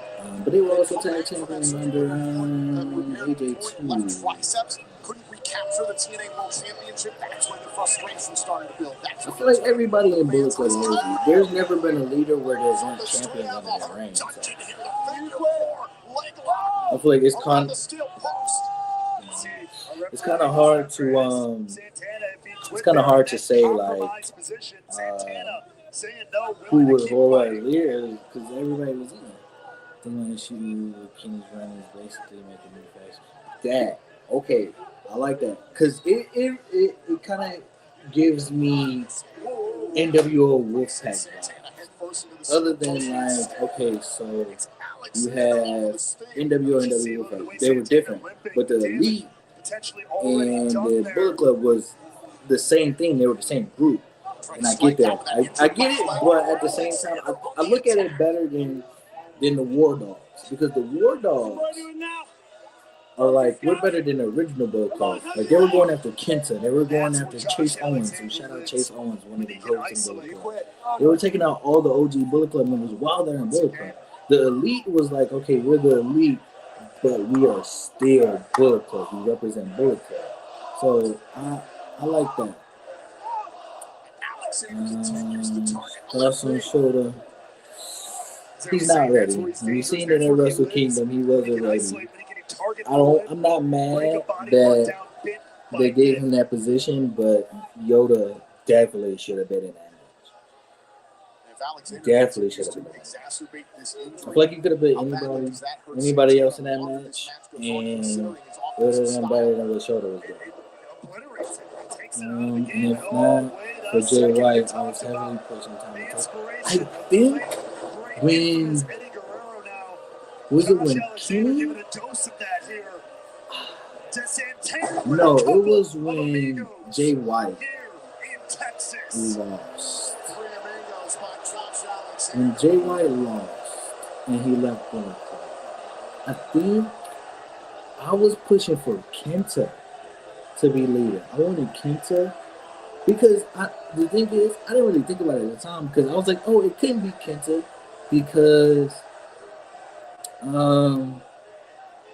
he's a Japanese guy. But Bullet Club wasn't, oh, we just don't like Japanese guys. We didn't like New Japan. And Kenta's not a New Japan guy. He's a Noah guy at heart.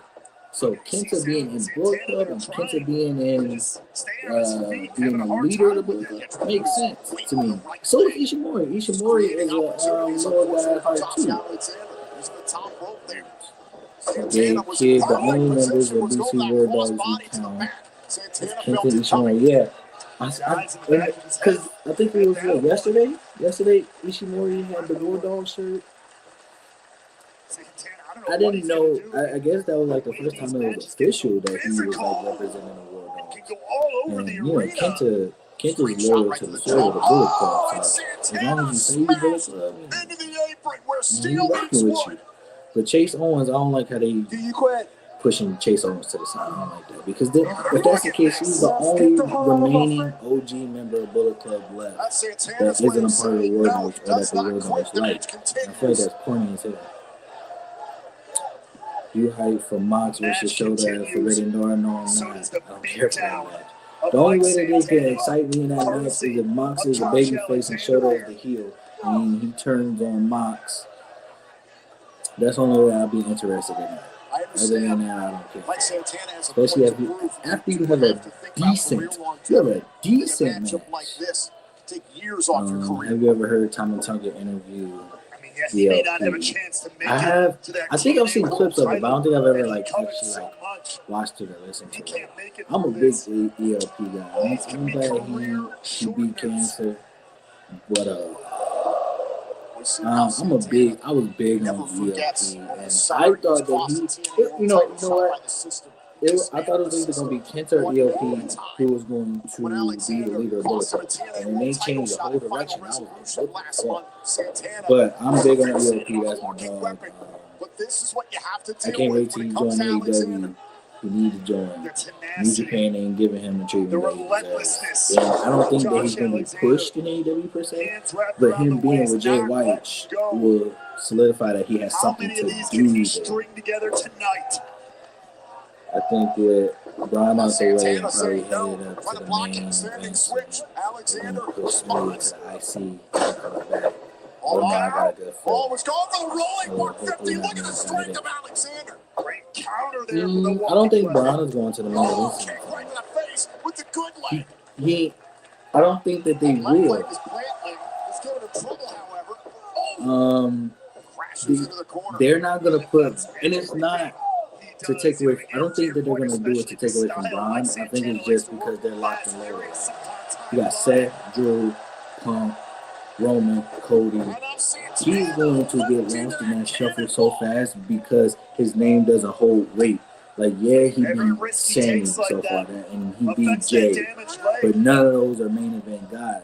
I don't think that Braun is up there yet to compete with a Cody, with a Seth, with a Drew. I think they should keep him in the mid card scene for now.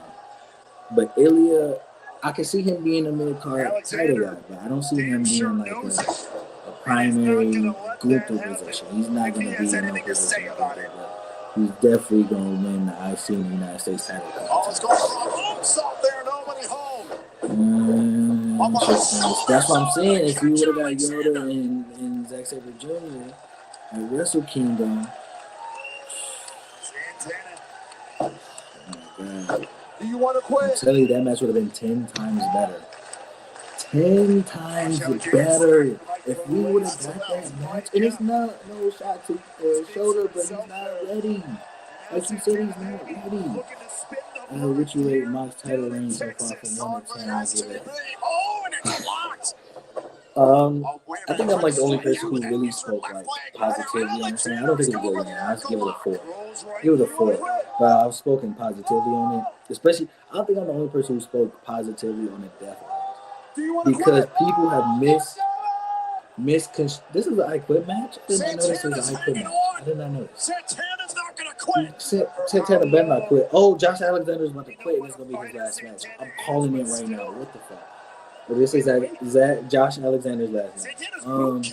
Mox title reign to me is a 4, but I feel like the Death Rider's storyline and his storyline is so misconstrued because people are like, oh, why is Copeland and Mox feuding, and Mox is supposed to be going after the younger talent, the younger guys at AEW, but that's not Mox's vision. That's not Mox's thing. Mox and the Death Riders are like, we don't like this new version of AEW. And it makes sense for him to go after Copeland because Copeland is a part of this new version of AEW. People not really understanding that he's been going after Orange Cassidy, Darby Allin, Private Party. They were the OGs. They were there when Mox came in. So Mox going after them makes no sense. He doesn't like the way that this new AEW looks, which Adam Copeland is right there. Adam Copeland is a part. And in my opinion, I think he's the leader of the way that this new AEW is looking. He is the leader of this, I feel like. So him and Mox going at it makes sense to me. The storyline makes sense. It's not a Death Riders versus younger guys. It's a whoever is a part of this new AEW he doesn't like. And that's who he's going to go after. To me, the Death Rider story isn't bad. They should have done this for the House of Black. You know what? I wouldn't have been mad at them. The only problem is I think that the House of Black is a part of this new AEW. Get out of my damn face. I think that he's a part. The House of Black, Malachi, Buddy, Brody. I think they're all a part of this new AEW. So like, I don't think it would have worked. To put down Mike Santana, Let me apparently. rephrase it. I think Brian loses the IC. He'll move on to something else. Okay, yes. If you put it that way, yes. Because I don't see Brian going to the main event soon. Knox mad about it, dude. Yeah, he's teaming with the Lightning Tree. Yeah, that is true. That's true. But also, Chris Jericho is a day one guy, and I think the difference is Mox knows that Jericho is Honestly, a how much more of this can Mike faction guy. He always gonna cling to the younger guy. So it's like Mox is like, okay, whatever, you do your own fucking thing. You have to So imagine. Osprey leaving, what are your thoughts on United Empire? I like that they're standing their ground in New Japan. I like that they're standing their ground and saying like, yeah, we lost Osprey, but we're still some of the best guys going in New Japan. I like that everybody has taken leadership except for TJP. Fuck TJP. Everybody has taken leadership. Do you want to quit? Crack, I'm about to cuss you the fuck out. Give me like 2 seconds. You're gonna have to 2 kill seconds. me, Josh. I like that United Empire is saying like, bro, we here to stay. Like, okay, we lost Kyle, we lost Mark, we lost Will, but look what we got. We still got Jeff Cobb. We still got There ain't no quit in my blood. Great O'Connor, and we got my boy Hermia. We got my boy Hermia. Wait a minute, look at that. This has been the calling card of the Northern Armory for months. Oh, and then the younger guys. The next Will Ospreay. That's the only thing I don't like. The next Will Ospreay. To Bobby Santana. But I just like the way that everybody's still standing there. Yeah. Use this on Karen Santana. Angle Final over Jeff Jarrett. resolution. You're a Here's fucking what liar. Steve And Macklin Karen and Angle Corey. doesn't think so. So at the end of the day, Jeff Jarrett is over Kurt Angle. Brian Keefer TNT champion at some point. Yes, he needs to win gold. Oh, now exposing the elbow. He needs to win gold. I can't believe he just said Kurt Angle over Jeff Jarrett. Jeff Jarrett is the gold of all golds. He's going to. I'm gonna keep saying it. If I gotta say it every day, I'm gonna say it every day. All in Texas, Jeff Jarrett is winning the world title. To me, Great O'Connor is the leader. The thing is, I think he is the leader because he's more well spoken when it comes to United Empire. I think between him and Jeff Kyle, I think those guys are like more well spoken when it comes to them. So. Deliberate nature and nasty deliberate nature of Josh Alexander here. I think that those two are well spoken as the leaders. So like them as group leaders, I'm okay with. Mike Santana about to Again, I hook don't know up how like much more this crazy Mike and beat the Santana shit out can of take. Josh Alexander. I'm calling him now. What Josh looked like he was considering. He was about to haul up. Yeah, I knew it. As soon as I said it, he was hauling up. Alexander was looking for C4 Spike. Maybe put this away for good. Santana tasting his own blood. Again, So one of these continue to matches move is forward. going to And he giving out, but the will carries on for Mike Oh, Santana. my But God. how much That is funny. If he, hey, when I see him going for it, I was like, I know he probably pissed because I feel like he was supposed to go for it, and then the takeoff was his takeoff wasn't as quick as he thought it was gonna be. And I mean, he was disappointed, man, because I know him and Naito was talking about it for a while. Unfortunately, yeah. Fuck TNA. I'm only watching this because I figured if I was gonna do the pod today, I could do a live Q&A and then I could just do a watch along. I really wasn't gonna watch this. I don't really care for the TNA NXT partnership either.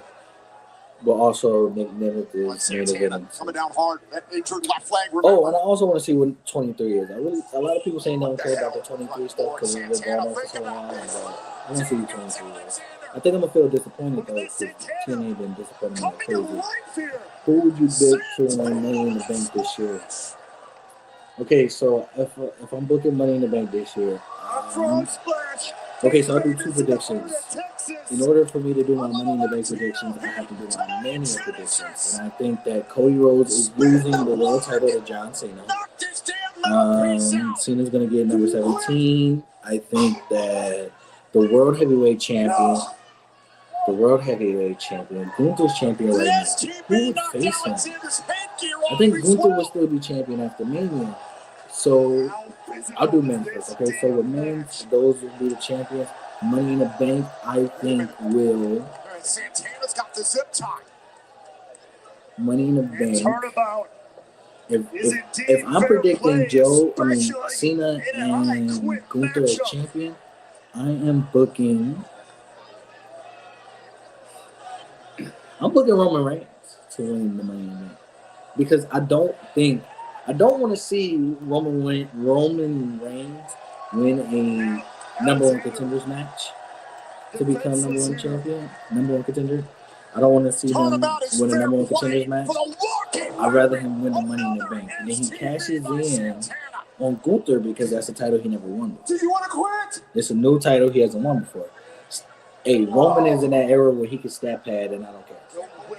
I He's cannot in that era where he can stat pad and I really don't care. Crowd mobility gotta be steady. I'm telling you, bro. For the women. So for Mania, current champions right now is Tiffany Stratton and who's the fucking heavyweight champion? The heavyweight champion is Rhea. Rhea's losing her title at Mania. I don't know who she's losing. Oh no, Rhea can't lose her title at Mania. That means she'll lose it 2 years running. I don't think she'll lose it. I think Tiffany Stratton loses the title to Charlotte, unfortunately. I think Rhea retains at Mania. Going into Money in the Bank, you have to have. Okay, if I'm booking it, fuck what they gotta do. Bianca needs to win Money in the Bank. Rhea's not losing her title to Io. She's not. Rhea's not losing her title back to back.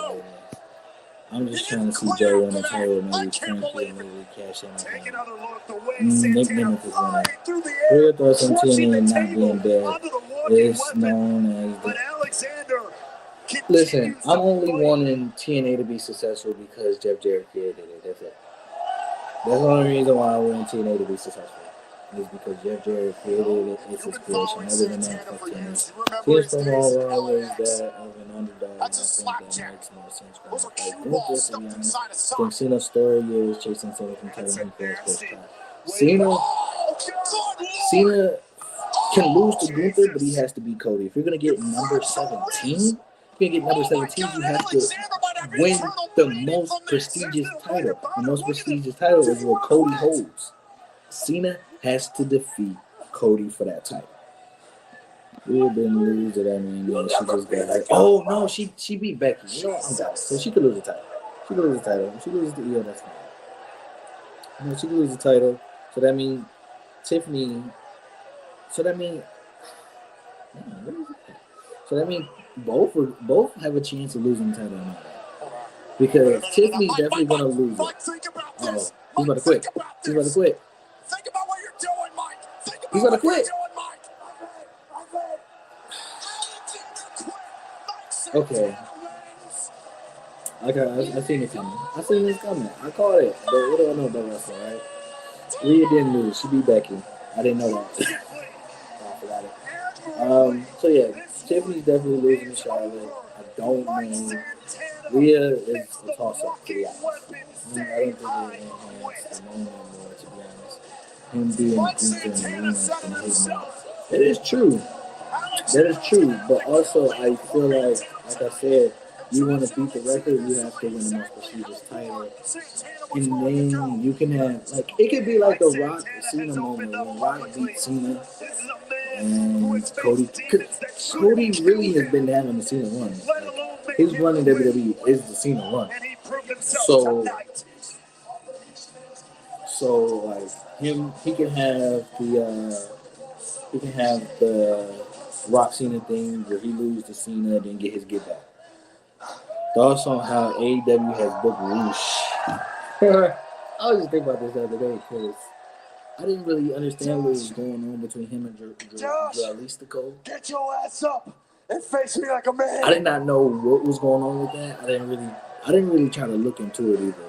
So that was on me. But seeing what was going on, it looks like they were all gonna get a big push. Not a super big push. I could see them winning the trio titles, but them with what they did, and I can't remember who got hurt. Somebody got hurt, and they still took it upon themselves to attack the dude. And I was like, that's kind of fucked up, especially if the ref is like confused and like the ref is pissed and everybody backstage is pissed. So I think them getting suspended or getting time taken off makes sense. Now, if we look before that, Roosh had on and off booking. I'm a man of my word. And I quit. I'm not gonna say mainly because of injury, but I think a lot of things played into Roosh not getting a push or booked as well, because I think he was kind of depending on Dragon Lee joining him.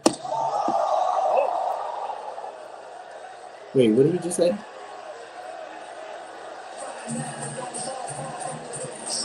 What the fuck is that?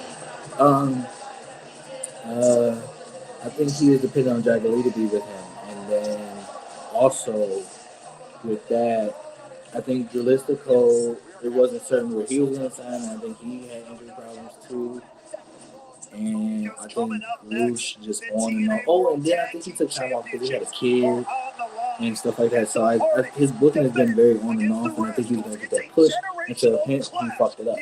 That was on him. That was his fault for fucking it up. It's not a Tony Khan issue. That was a Roosh issue. Hopefully they can get that fixed. I think Cody Cena feud going to happen after Cody dropped the title. I think if it's going to happen when Cody doesn't have the title, they'll have the feud. Don't have the feud. LA Knight winning the Money in the Bank. LA Knight's push is done. The LA Knight hype is done. Yes, he's over. Yeah. He's still going to get that.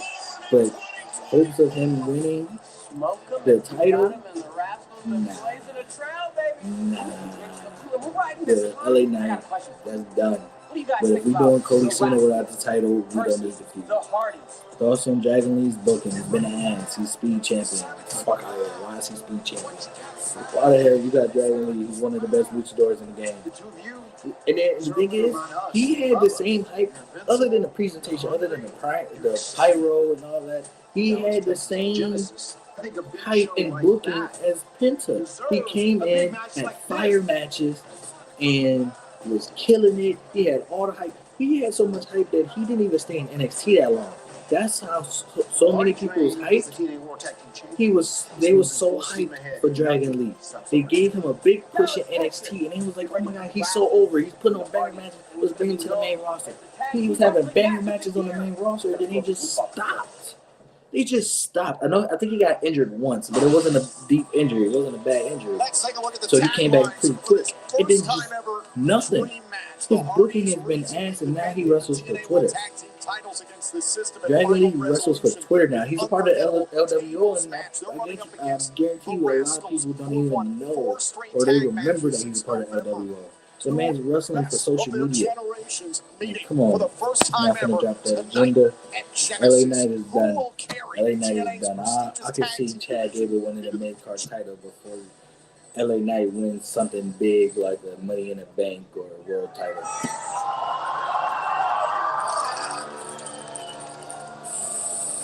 The Flying Nimbus is the good.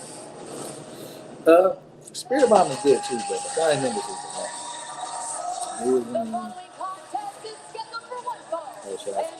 I think Rhea got two potentials. She drops the title to Mania, or the other, which some people were like less. And that's Jade. Yeah. Come on, man.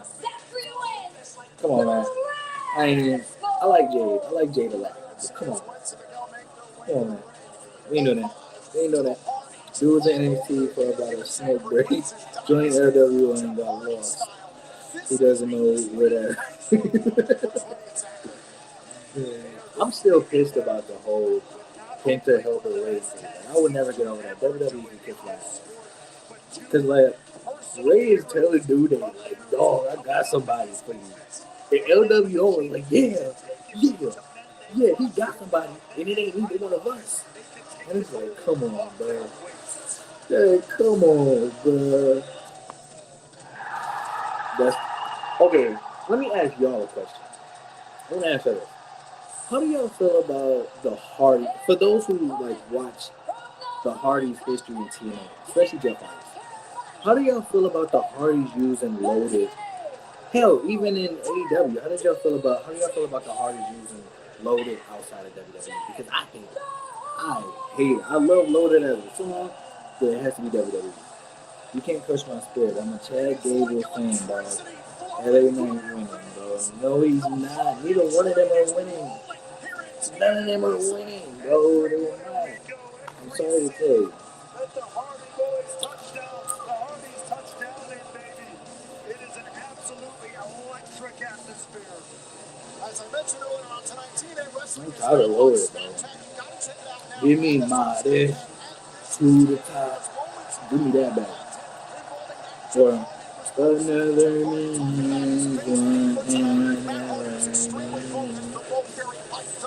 That's what I'm saying. If he shit, bring back delete. I'll be away and find myself in it was a banger. Another me is a banger. Why is Jeff look like he's listening? The Hardys recognize the fire within these two young men, and we're looking forward to giving them. Question: are y'all watching this right now? If y'all watching the pay-per-view, Jeff is fucked up. Oh, the phone. Oh, my God, Wins. Faxium.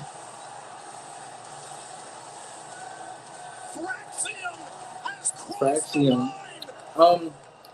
Jeff is fucked up. Jeff is not mentally there. You can see it. Matt is looking at him pissed. When Matt threw his towel, and he's just like, he's teeter-tottering, Matt looked at him and said, Jeff, get over here. I don't think Jeff is locked in. Jeff is not mentally there, and it's kind of fucked up. I could be wrong, but I'm just going by what I'm seeing from Matt. Matt looks pissed. Matt is telling Jeff what to do right now. Matt is telling him what to do right now. I'm not liking this. I'm not liking this because we've seen this too many times from Jeff. We've seen this on pay-per-views too. This isn't. You got Victory Road and you got Wrestle. Didn't it happen at Wrestle Kingdom?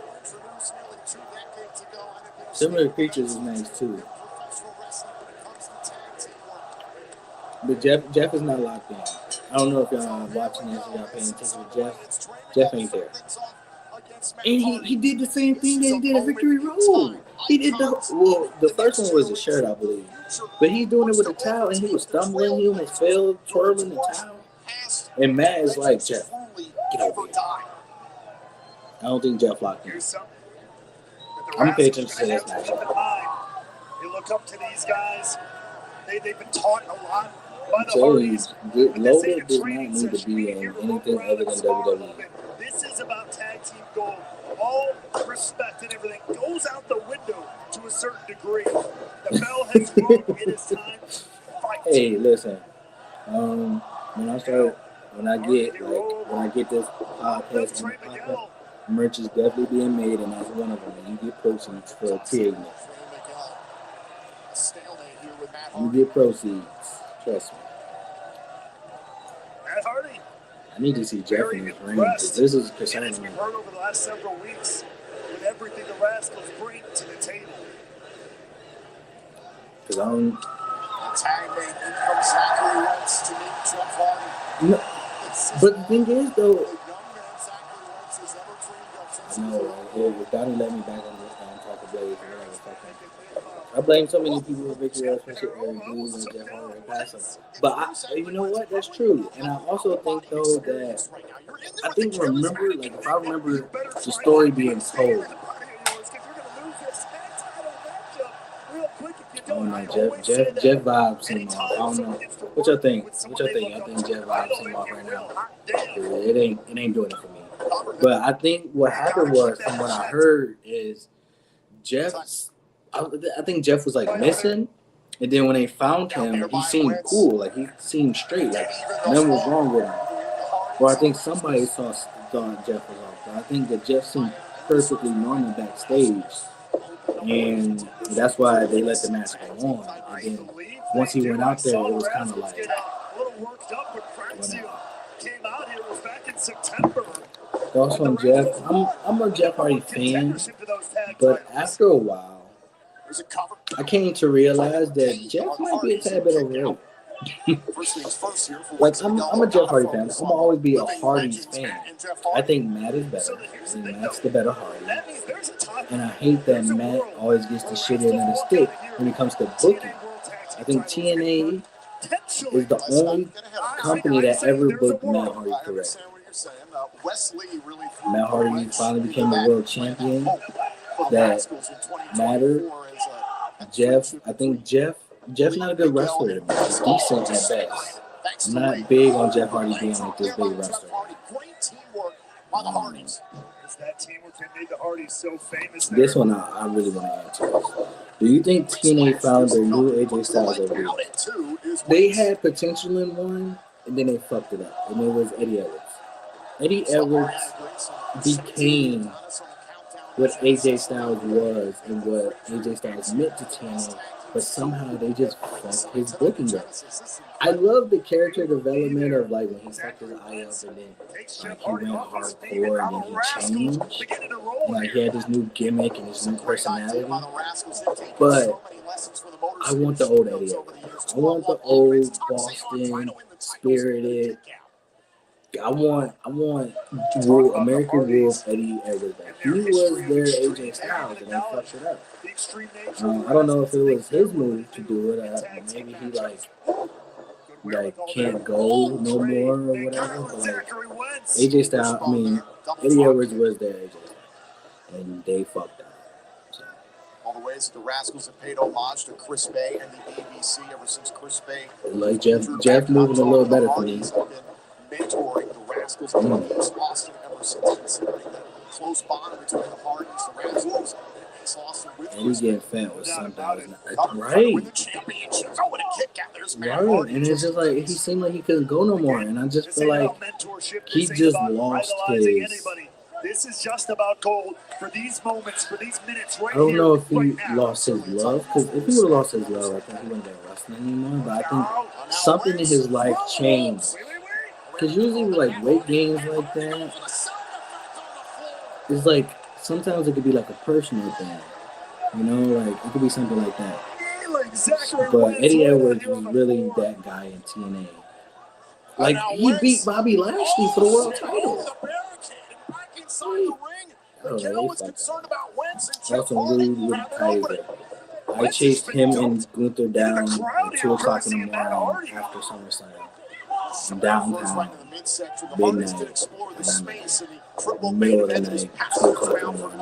I chased him and Gunther down, and their security stopped me, and Lou looked at me. We both made eye contact and smiled. But Lou is cool. I don't see him having much success in WWE because I think that him being with Gunther for so long, he's going to be underutilized. He's going to be one of those guys I feel like he's going to be underutilized in the future. As of right now, his place in WWE is okay. I'm not mad at it. I'm not saying that they should be mad with him because they still got a lot of options. And I believe he's like not young, but like he still has a lot of like I feel like he still got a lot of years on him. So I think he has time, but I can see if he wins a title, I can see him winning like one person title if he stays in WWE for that long. Thoughts on Eddie Kingston? Eddie Kingston is one of the reasons why I have yet to give up on AEW. Eddie Kingston is my favorite wrestler of this current generation of wrestlers out today in WWE, AEW, or across the board. Eddie Kingston is my spirit animal. Eddie Kingston deserves the world. Give him the world title. Give him the TNT title. Give him the fucking title. Give Eddie Kingston whatever he wants. AEW will lose everything if they lose Eddie Kingston. They need to keep that man happy. They need to keep that man around. He is what's best for the wrestling business in general. I love Eddie Kingston. That's my dog. I love him. The Sheamus finished the story. If he doesn't, it is a shame. Wentz now has found his way back. It is a shame that That's Jeff Hardy. Only thing that is missing from Sheamus is an Intercontinental title, and they To no don't avail. want Wait, to put this it on. time. Or if they do want to put it on him and they want to do this long storytelling, we don't need long-term storytelling for everything. We don't need it. Give Sheamus the title. It don't even gotta be for long. Just give him the title reign. And the craziest thing is, I never even realized that he never won the title. It's just like I never realized that Batista never won the United States title. Because I'm so used to him being a SmackDown guy. I know he was World Heavyweight Champion, but I never knew that he did not win the United States title.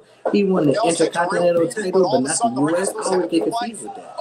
But Sheamus needs to win, and they should not keep it long. They should not like long process and then wait like 2 manias later. Let him win it now. Let him win at the Royal Rumble, Elimination Chamber, or Mania. If he doesn't win it at this Mania, I don't care for it. The living legends, the I don't know about y'all, but Jeff pissed me off in this match. Eddie's passion for the game is what keeps me. I'm telling you, dude, he's the heart and soul. Like how they say, you know, like how I said, like AJ and Eddie Edwards, like the heart and souls of like TNA. Eddie Kingston is the heart and soul of professional wrestling itself. Look out! I don't like this. Who is this? What is this whole interaction? I don't like that. That was stupid.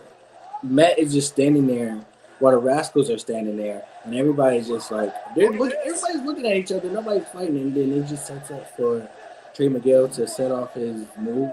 And I can see Sheamus winning and putting up a I like that. Also, like how his final win in New Japan and how he didn't put over anyone on the way out.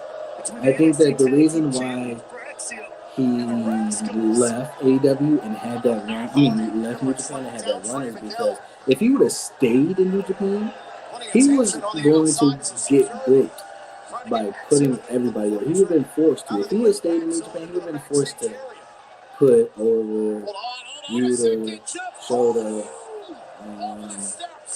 shit. I think he'll be told to put over David Finley.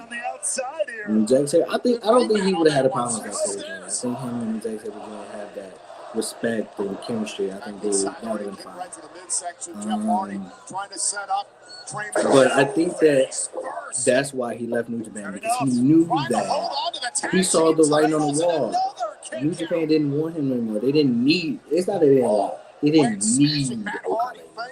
And he saw that and he was like, "Yeah, I need to leave." And he's my spirit. Jeff and Miguel that are legal. Fight me. That knee strike by Wentz. Y'all can say Drew. That was a lights out Y'all can say shot, Seth. potentially. Y'all can say whoever. When it came to storyline, when it came to actual storyline and the meaning of the storyline and having me invested, Eddie Kingston not only was the best one on the mic against Punk, he was the best feud, best story for Punk. As a New Yorker myself, when I hear Eddie Kingston speak, I feel that shit in my soul because I know Eddie knows what he does. Eddie does it for the love of the game.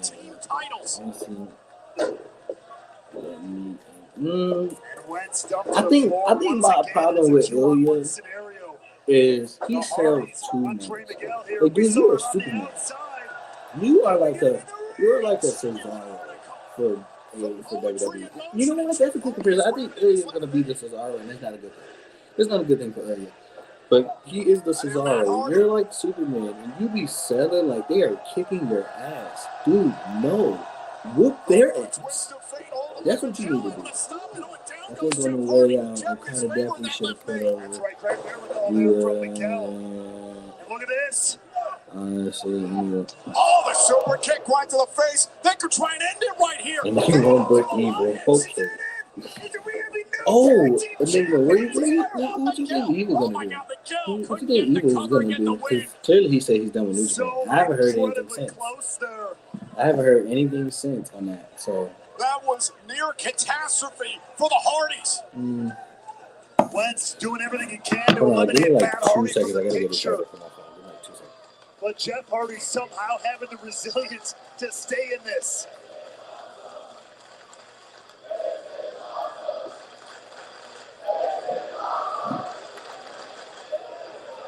Jeff Hardy trapped there. Oh, well, 6-1 619 action. Look at this. Loading up the charismatic Enigma. Wait.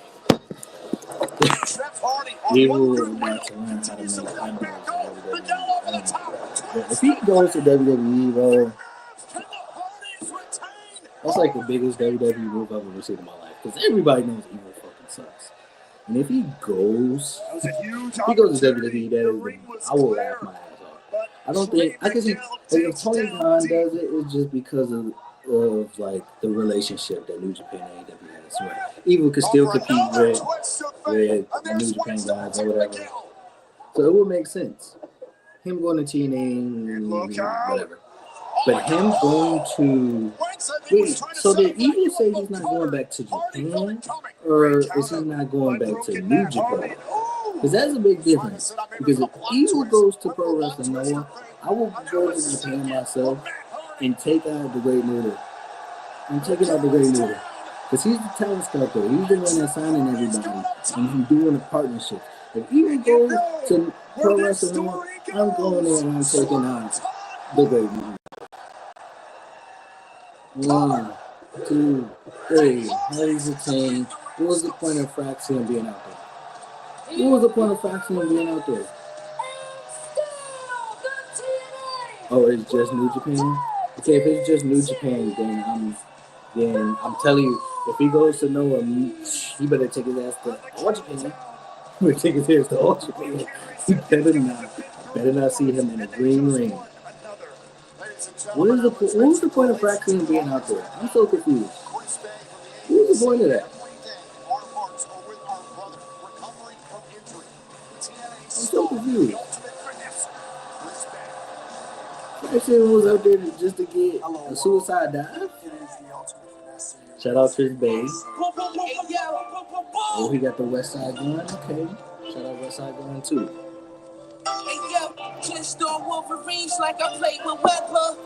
When Evil leaving New Japan take House of Red with him. Who's in that?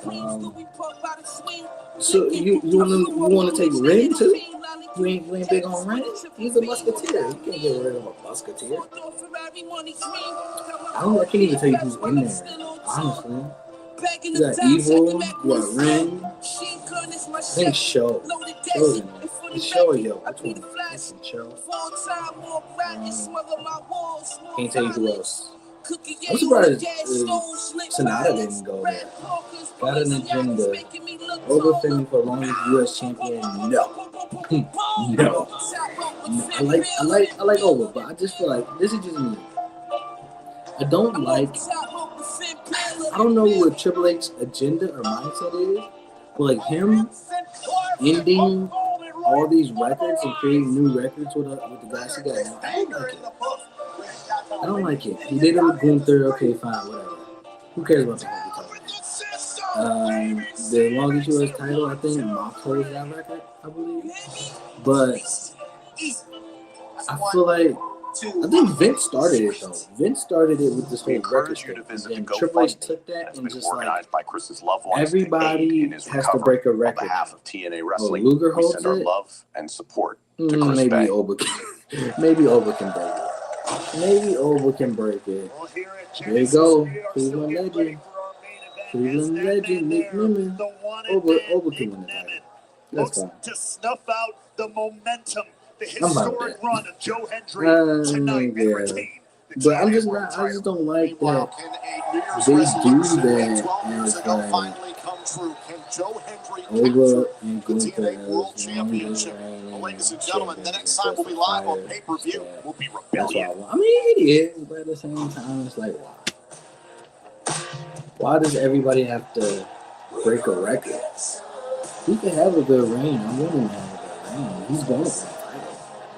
But also, I could see Triple H doing something like, I can't find nobody to beat Gunther for the title. Oh no, I'm thinking of as if Gunther's still the IC champion.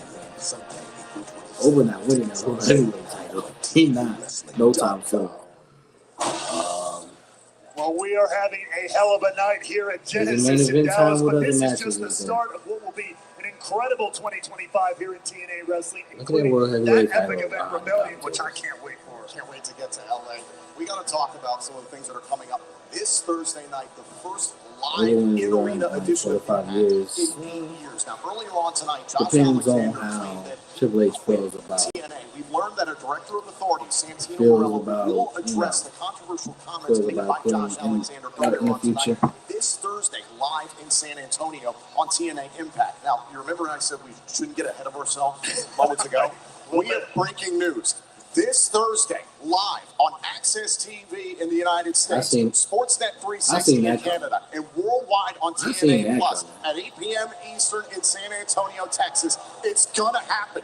Thraxium will defend the NXT Tag Team titles against the Rascals. PW Insider is reporting that this was legitimate in PCO. That PCO thing at GCW, that was legit. Join us this Friday, January 24th, as a wrestling podcast in San Antonio, do you think some podcasts do better promoting than the company itself?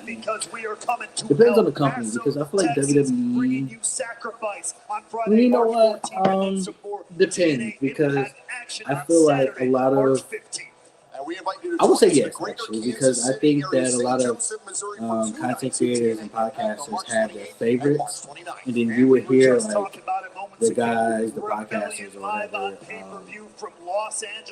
tell you how good these wrestlers are, and tell you like, oh yeah, like I will say for WWE, get book Zelina. Zelina's a great wrestler. I like Zelina's gimmick. She can talk, she can wrestle. WWE's not going to promote her like that. She's not going to. They're not going to push her like that. But us as content creators, we have our favorites, and we tell the companies like the AEW and WWE what we want to see and what characters that they should push. And I think that when it comes to like an Oba, I don't think Oba has been promoted and advertised as like this big. What he can do. How long you got? What us as content creators will tell you Oba is great. Oba can kill it. Just like how on episode 1 I said Powerhouse House, let him cook, and then you see the next week, I'm not saying that AEW watching that shit right now, but they let him cook. I called it down to a T. I knew what they were going to do with that. I just think that WWE thinks that, I think both companies don't really do good at showing talent. I don't know how to explain it. Okay, I'll say this. If you're not Roman, if you're not Moxley, if you're not Kenny, if you're not Cody, you're not going to get displayed and promoted and advertised to from his company. You're not gonna get the same shine as them. You're not. I think being a part of BTBC Rest of the Year videos, we promoted some of the 16 better than the company. 100%, because we went in depth. We went in depth of what they've done over the year and what we expect from them the following next year. I think it was an era where, and it was in the 90s. I know it was in the 90s. I'll say from 96 and up, WWE used to do a great job at showcasing guys like a Shawn Michaels. They would do video packages on Shawn Michaels. They would do video packages on Bret Hart. They would do it on the mid-card guys like a D'Lo Brown, Ahmed Johnson, The Rock before he was like main event level, Stone Cold, British Bull. They would do video packages, Goldust, of lead-ups of why they're in the position that they are now. They will tell you why Goldust is going for the IC title. They will tell you why Ahmed Johnson is teaming with Shawn Michaels, and why Shawn Michaels is in the predicament that he's in. They've made probably 20 video packages of Shawn Michaels in a span of like a week.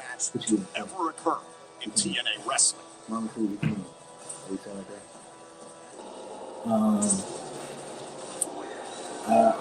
I just think that I think now Because people are like, oh, AEW should do video packages. WWE don't really showcase like that either. They don't do video packages like that. They bring people out and just because they're like, oh, they did vignettes for Pentagon. We still know who Pentagon is. If we go by WWE's logic, because all they did was just show a picture of his mask. That's all they did. They didn't show nothing else from him. That was it. Oh, shit. I see the name and I'm already like, alright, here's the take I've had for years. Zack Ryder created the blueprint on getting over by yourself, and that's what's Just look at the ring, littered, adorned with instruments of violence, instruments of destruction. We are set for not exactly your prettiest, most technical spectacle of a Knockouts World title match. That's for damn sure. This absolute debaucherous monstrosity was made infamous by the TNA Hall of Famer Raven. okay. I will give you the fact that Zack Ryder was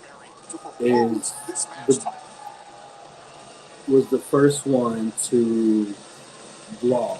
He was the first one to vlog.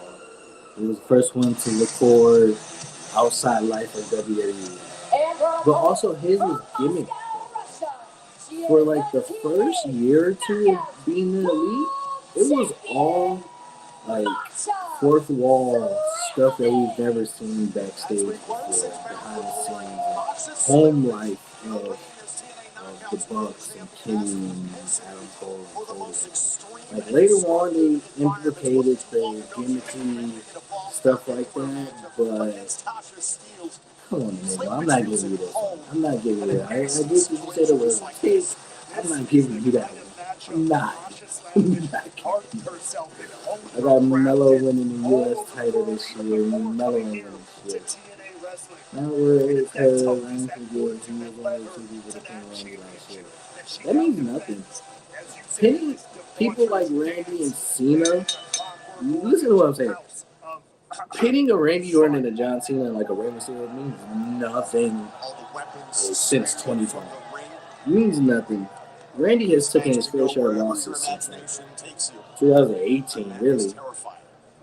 No, not wherever our actions take us. It's wherever their imagination take them. I think I remember that, but I think it was gimmick because I think that's when he debuted Polsky. Like, I was like, but I don't think Melo's winning anything because he hasn't been pushed to. He hasn't even been booked. Like even though they had the seven match series, I don't think that Melo was pushed to. Like I wasn't convinced that he was going to win the United States title, especially when they made like a triple threat.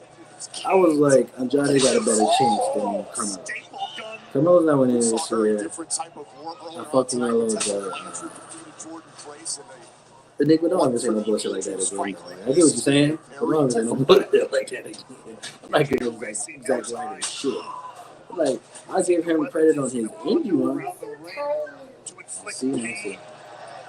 Look there, I told you. There's the staple gun. It's time for you to. Is someone on your TV? Go put someone on your TV and go lay down. It's about to be 10:30. These early goings. This is all Slamovich here. She is at home. Oh, you got your. I'll put some on. What you want to watch? This is your first time watching TNA wrestling. This is the first time we've had one of these matches in 2 years. It is that dangerous. Okay, you could put something on when you find out a minute. Until then, Oh my God! Oh no! What do you want to watch? Trying to drive the staple gun towards Slavovich's face. And stapling the hand of Rosemary. You want to watch Pokemon able to avoid the infamous curse of when you you want to watch introduce Pokemon the most dangerous weapons. You want to watch Pokemon against you. Oh my God! Oh no! You want to watch Pokemon Oh no! Okay, go. I'm putting it on. It's sick and twisted. I don't like it. No. All of this for the Knockouts World Championship. So you want to watch that? Okay, I so cut which one do you myself want to with watch? shaving and crying like Which a one do baby you for want an to hour. How are they doing this? Slamovich is bounding around this environment like it's a playground. Calling trick. And in Masha Trick Slavovich's for the mind, bell. that's exactly Gonna what be this with is. some. I see Trick getting booked better than Melo, but I still don't see Trick winning the title. Take something. Come on, hurry up. Pick something. She wants to use that as a weapon or just wants more room to play. I don't know. Oh, using that cane.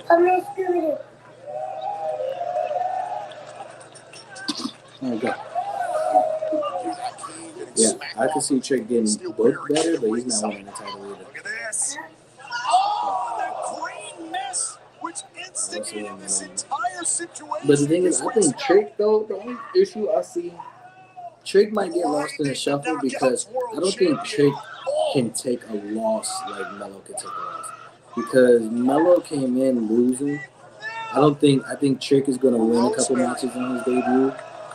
And that first loss is going to kill him. That first loss is going to kill him. And then he's going to start losing other matches and other matches. And it's like, Melo can't afford to get booked. I mean, Trick can't afford to get booked like Melo. He can't. Trick cannot afford to get booked like Melo. What happened to The knockouts of today have been given the platform. I can't see that that. was once hers, He and can't. especially Masha But I think having this that Melo. reputation for viciousness, for violence. Ooh, I want to that talk was about once this a because crown of Rosemary's. I want to know what was going through Triple H, Vince, Rashawn's mind. Going for the When DDT, he was had trying her to drive become Slamovich face first into the a, steel chair. Slamovich is having trouble seeing. It's Japanese striking trooper. out whatever's in front of I her. really want to know Keeping what her was going close on. in. There on But I like Rosemary. that she found There was success striking. Oh, and outside dropped of home. WWE. Slamovich And into the I'm pretty steel sure chair. the company that she's been wrestling is her own company. But she's been dropping titles left or right. So And they play a way I bigger factor think she than may be I signing would. somewhere soon. I haven't heard anything about it, but You can't see these twisted But, instruments coming at yeah. you. There's nothing you can do. I gotta Think head about all the out. trailblazers in the history of TNA's Shout out to you. knockouts Shout out and to the Young women's Cinema division. Gold. This championship Shout out was to the Young first Cinema instituted Gold. I back call in it the Sailor 2007. Moon gimmick. TNA Hall of Famers Gail I didn't like it. Awesome Kong, I didn't like Madison it because Rain, I'm just like, Tar, what list possessed of y'all to do that? Jordan Grace, Tessa Blanchard, yes. Like, There is a what tremendous possessed y'all to legacy, do but that? Like, Rosemary, I'm so confused. Slamovich upping the ante, upping the violence tonight. And Triple H Jesus. is part of Hand being allegation. And Vince they definitely see not being adding allegation. another vicious Sean chapter just to seemed that like that was a historic fantasy legacy, for him. Tom, here That was a tonight. fantasy for him.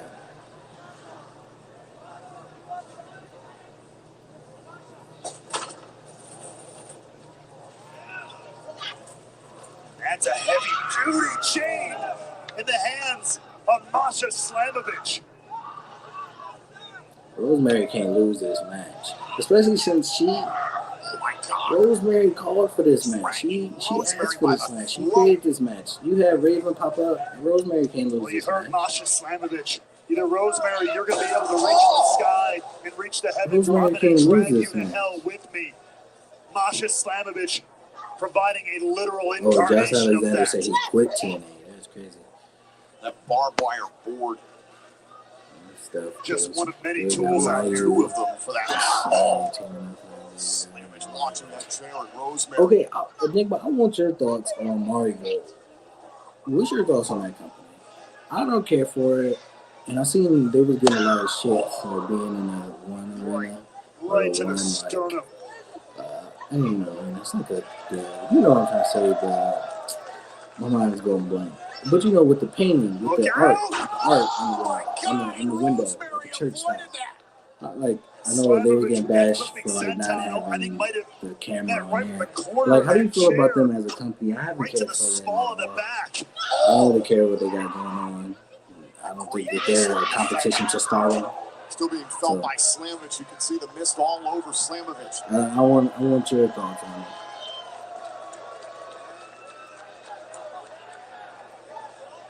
Now, where's Rosemary going? So Rosemary's been in every extreme style matchup you can possibly imagine.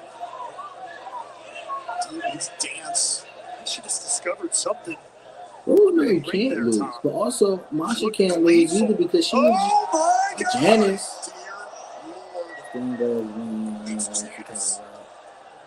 The calling card I to the know. TNA Hall of Famer I Abyss. know. When I think Noah, Within decades. from my acknowledgement, to my That knowledge, history of violence. Noah was the Of first these company extreme to matches use that began all the video. way back Or then. they were at And least that the first legacy company that I continues. seen use the I was video. about to And say, I was like, who could forget this looks Monsters Ball, made beautiful. famous by This Abyss? looks great. I loved it. God, And I think Rosemary's New Japan Rob probably used it Janice. once, but I know It's All a fight Japan back used with it. pieces of I believe Janice. Stardom has used Oh it. my God! I believe Bleak used it Those too, but nails driven right into the I midsection. wanted to give it a chance, but Ross was Pressed into talking the about because spine. he wants to go to the Dragging it Stardom across the level. back And of Slamovich. Slammer's just trying to fight back And with the the cane. thing The is, cane snapped not in saying half. that Tony Khan is doing it, it's the fans' perception. Talking to it? The fans is kind of opposite of that, of like Where is Rosemary going? I don't want to know. like your thought process and my thought process, It's because never everybody's good. like, oh, well, they should be Never a in good competition. Like, I get that Tony Khan has took shots at WWE. He says that there's competition, but TNA did the same thing. WCW did the same thing. It's just a part of the business. You gonna talk your shit. You want to be the best company, That but back realistically, is never a good Tony Khan sign. knows that he's a star. Oh, there they are. That Eric thumb Bischoff knew that taps. he was a startup company. Jeff Jarrett knew he was a startup He company. spilled out It's of just a part of the stage, though. game. And I just feel like people are like, Referee oh, checking on well, Macho Slam. they should be on the level of WWE. And I feel like Rossi has that mindset because Rossi is so used to being top dog. And now he got to start over. He got that top dog mentality. And it's like, no, dog. Like, I get that you took talent from Stardom Oh, dear God. in other Rosemary places going for a and you choke slam into made the this tags. company, but it's not the same. You could have Stardom talent, but it still ain't Stardom. It's not. Ooh, spear into the thumbtack. Come on, Rosemary. Rosemary is one of my favorite TNA knockouts for a long time. Rosemary is top. Pulling them out, biting them out. She's of her top own 3 for hand. me. TNA knockouts. You got Mickie James, Gail Kim, Rosemary. Those are my top 3 for knockouts. Rosemary is the AJ Styles of the women's division. She's the That was epic. Gail Kim to me. You see some She's of the Gail thumbtacks Kim. still stuck The heart and soul into of the flesh knockout division. of the Knockouts World Champion. Rosemary is a dog. Yeah, I've been rocking with Rosemary since she came into TNA. I didn't really care for Decay though, because I feel like Decay was like all over the place. Now those sick boards are covered in Then barbed he wire had a coming into play. Mortos, and I was like, that was weird. Like, he didn't really fit. Like, I didn't care. Like, I wasn't hating on it that much. I just didn't care for it. No, loaded up is Masha Slamovich. Slamovich You trying to look avoid pains the to test from his the head. that barbed wire Indeed, he's a board. rival of Stardom. I don't get me wrong. Oh my God. Oh, no. Oh, they snap loud into the barbed wire. But that doesn't change Rongo Oh, the kick is the new out. company. Somehow I know, by I get that. Rosemary. That's like TNA. When TNA first started, How much is they Rosemary willing had to Scott endure Hall. here? They had Scott Hall, Now Slamovich Kurt trying to Hennig for a hurry while. over the top and the stop to They had Rosemary Ken into the Shamrock. barbed wire. They had like Another big kick names, out big, by well-respected Rosemary. names. And then it really took off when they got Kurt Angle. When they got Kurt Angle, it was like, oh, this changes the game. This changes everything. Because they had Sting, but I don't think that they looked at Sting like a big game changer because he wasn't a Real WWE guy. incarnation of what is dead They may were never like, die. oh yeah, Sting competed with WWE before and was winning, but like this is Masha different. Slamovich We gonna ain't seen Sting in a try to long find time, an and then they answer got to Kurt that Angle. They was riddle. like, oh yeah, That's for we damn got sure. this is competition. And I feel like AEW probably felt the same way because they had John Moxley, they had Chris Jericho. I think, you know what, for AEW, I think that they really looked at, they looked like competition, or they felt like they were competition when they had guys like Shaq Alan Ladder being introduced and Mike Tyson and Snoop onto Dogg. the field here. Because those were WWE guys. What is going through the mind of Snoop is in the Slamovich Hall of now? Fame.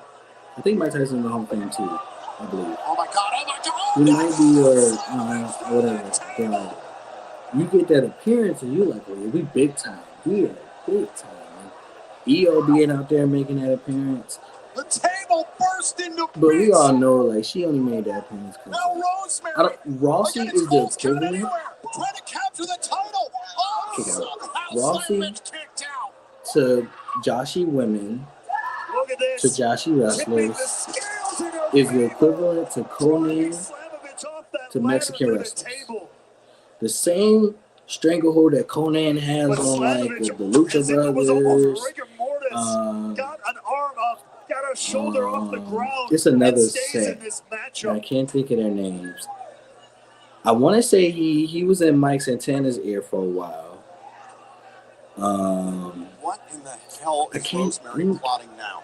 Was it Dragon? I don't think he had ties with Dragon Architecture. Lee because Of these matchups. you know what? I think he was a AAA guy, so I think he did have ties. I can't remember. But I know Conan has a stranglehold on certain Madness Mexican wrestlers, and the famed Red and Rossi Blue has the rivalry same with years Joshi ago. This Russell. is just a taste of that. He has some that he just has in a stranglehold, and he was Rosemary one of them. signaling there. And it's like that She is has plans scary. here for Slamovich. That is Gonna like drive really her scary to through think about. all of those steel chairs.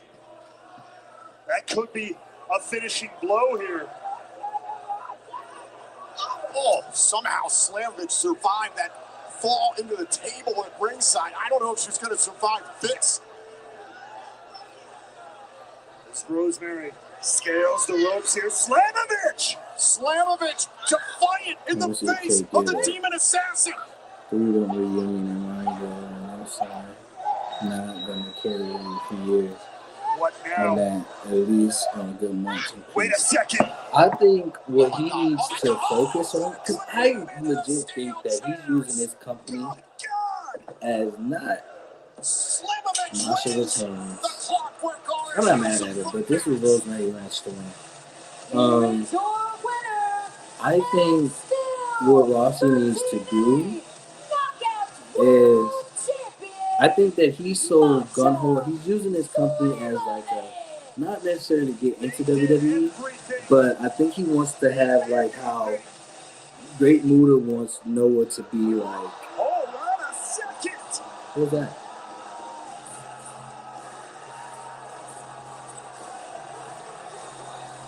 That was something from NXT. I don't know NXT. We have another guest. For JD, I don't care for these appearances because they're not really doing shit. These appearances ain't doing nothing. But he wants to use WWE as like a, I got them in my back pocket when they really got you in the back pocket. They really got you in the back pocket, and like I think he wants to have that connection to say like, look at what I'm doing for these wrestlers, when it's really just for his personal gain. Just like a Conan, because I think Conan is doing the same thing with Mexican wrestlers and AAA. You know, AAA has yet to even have partnership because he doesn't run AAA, and the owners of AAA know that WWE is not where it's at. Because once that partnership happens, wrestlers are gone. Just like we seen Jordan Grace's last match was tonight, WWE bound. Josh Alexander, I don't think he's WWE bound, but he's gone. So just like that, I think Rossi is using that as like, look like. I feel like if he just focus on the company and not try to look at like, oh, look at this partnership that I have, or look at the stars that I built and sent to WWE. If you just focus on building the brand and focus on the wrestlers that he got and make it in the future of his company, then I think that they will be in a better place. It will be more appreciated. Because I can't tell you anybody that I am excited about to watch. Like, that's why I have yet to watch like a full show. I've seen highlights, I've seen like a match here and there, and I'm not excited for what they're doing. I'm not, and it's not like I'm saying like, oh, Stardom is like 10 times better. Like, I could watch a Stardom. I could watch a random Stardom show, just a random one, and I'll be like, oh, okay, yeah, that's okay. But I can't do that for. Look at this. Busted open. Oh, yeah. Look at this. Tiny Dreamer, Mark Henry, and David. Get them off my TV. Get them off my TV. I get my EO Curry as you just to a 3 on stage. Yeah. As you can see, I have this esteemed panel here, and I'm going to get their I don't think she's going. I don't think Maya's going. Only because I think that Rossi has her in the back pocket.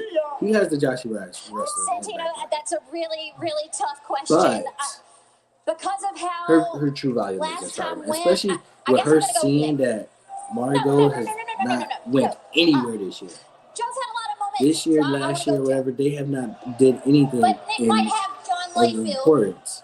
Stardom But is the believers. where she needs to be.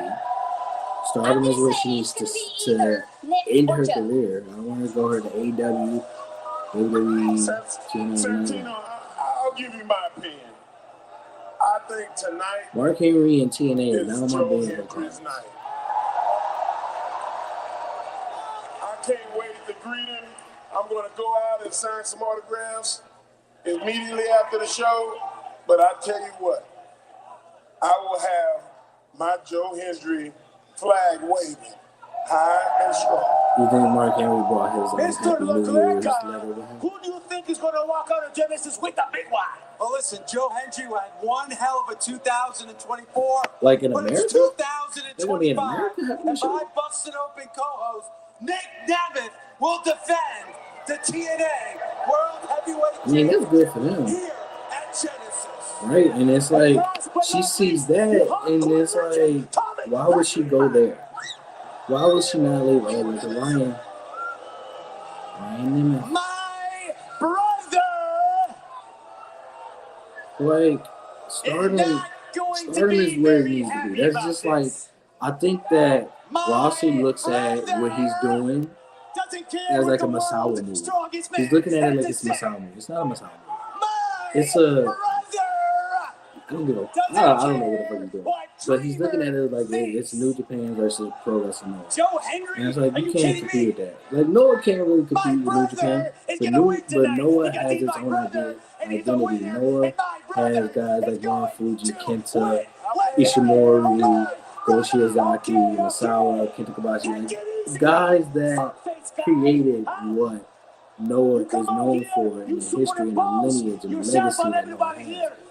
Rossi is more fixated on not creating stars for himself, in this match, but So I'm creating gonna use stars the and power sending them invested off and saying, in me look what by I God did. himself. He's using this company as his personal gain to say, look what I did. And it's like, bro, imagine in 2025, right? Take Nick Nemeth out. 2025, Ryan Nemeth being banned from ringside is a big deal. Ryan Nemeth being banned from ringside is a big deal. That's crazy. What are we doing?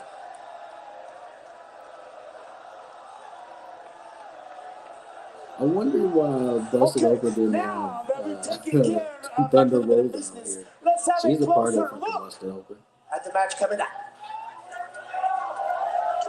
Is it main event time? I'm tired of this pay-per-view. This has not been a good pay-per-view. 2024 was a whirlwind. Joe Hendry is here in The only NXT. time I watched this Saturday is when he was against Collab and AEW. Congrats to Joe Hendry. His song is trending worldwide. Yeah, I think that she should stay and start.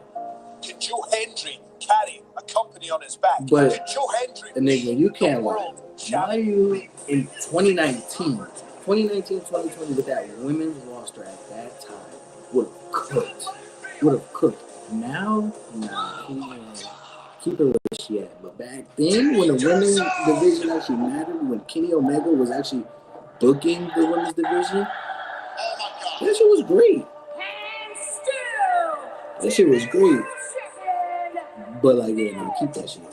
Keep that shit. That I can see it now. I'm glad that it didn't happen.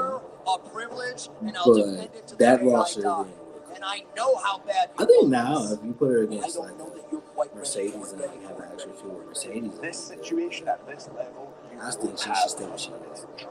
I've seen hundreds of people like you come and This go. pay-per-view has 15 not minutes been of good. fame, right down the I know drain. people's gonna hype this up because of the partnership with WWE, so they're gonna act like they like TNA. But this pay-per-view Because is I am the best. my fear was that I could have slipped and too fallen back prior. by having a chance. Yeah, there we go. I like that comparison. And also, I feel like Hidden Gems too, losing Mariah May was a big hit for them because I think I like Mariah May and Stardom because it was like she was entertainment. She was entertainment for me because like I wasn't really big on Stardom when she was there, but then like she kind of got me into it. Not saying like I seen like a video of hers. I think it was a match. It was a highlight of her match. I can't remember who she was facing. I was like, well, let me get into Stardom a little bit. So then I'm seeing like all the groups, and then with your help, you got me into like knowing certain groups.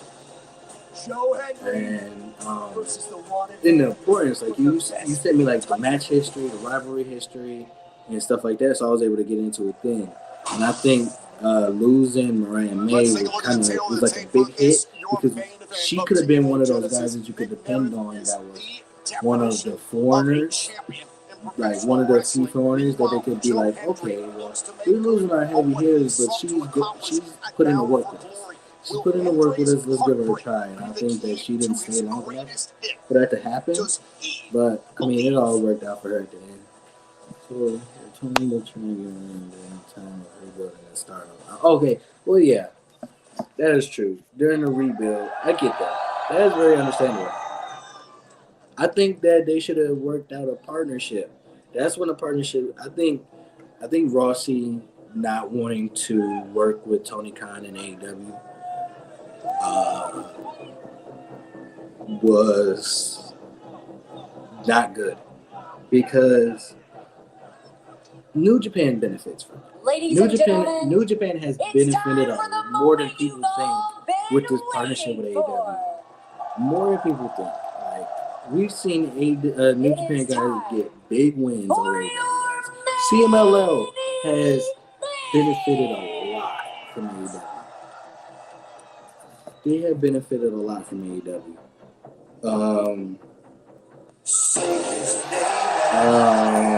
AAA at the beginning benefited a lot until Konami fucked up. Konami fucked it up, but AAA benefited a lot. They had big names out there. They had big AEW names come out to Mexico, and even the big names of AAA was beating AEW guys. But I feel like if we would have got that Stardom partnership earlier than when we got it, then I feel like it wouldn't have been bad. Because think about it. People keep saying like AEW has had these partnerships to steal talent. Who have they actually stolen? They haven't stolen any license to CMLL. They haven't stolen any license to AAA. They haven't stolen. I mean, people say they stole Okada. Okada's going to leave regardless. He didn't like the writing on the wall. Jay White was going to leave regardless. There was options. Both of them were thinking about signing with WWE. So it wasn't like, oh yeah, AEW stole those guys. When it was like a possibility that they were going to sign with WWE. It was a huge possibility that both of them were going to sign with WWE. So I feel like a partnership would have been great. But I mean, I guess I understand it. But also, if it's a rebuild, why not rebuild and have that partnership? Because AEW was doing numbers. They were doing better numbers than WWE at that time. So, like, a rebuild partnership like that would have been great.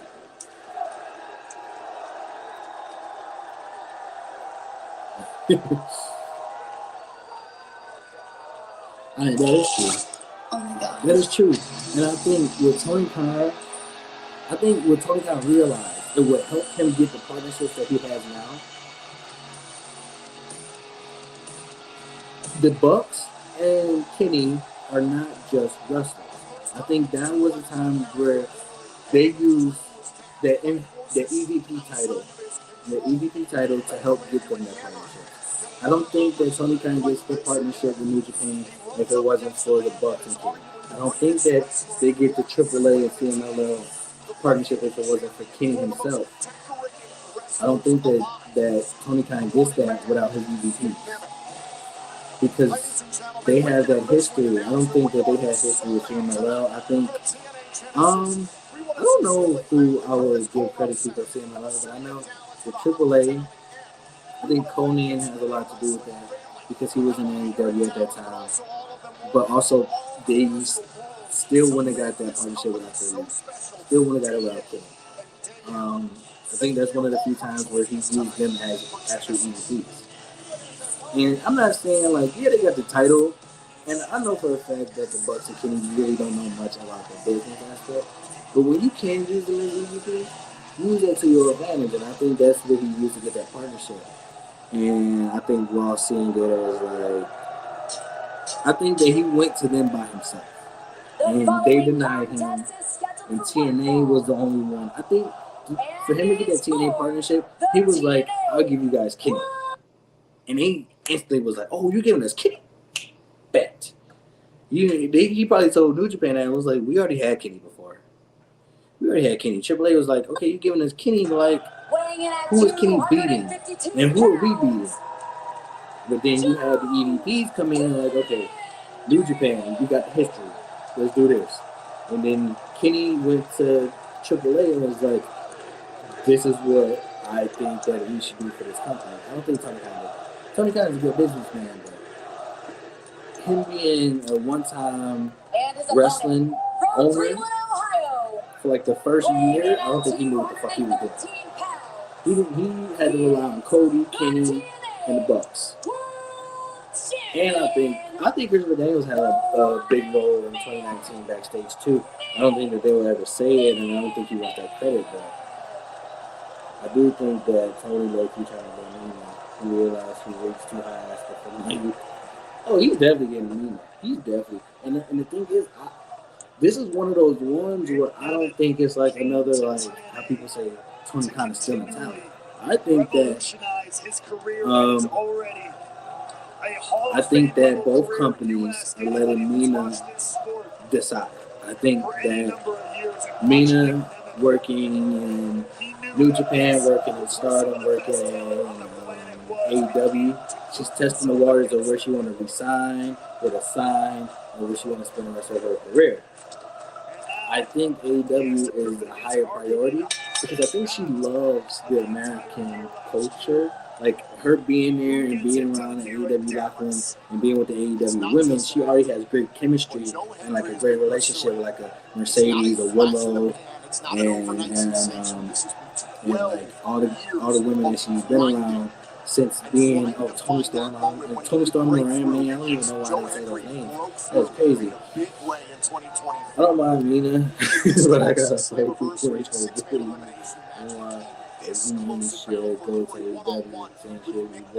She is. The thing is, though, I will give you this. I will say that I will go even higher and say she might even get booked better because if you sign Mina to AEW, and you also have a Mercedes who's been in the ring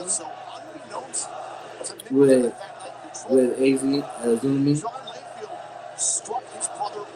I think that they will convince Tony, or whoever's booking the women division, like, you can't just have her come in and win the TBS title. You can't just have her in here losing to Britt Baker. You can't have her lose to Trish Stratus.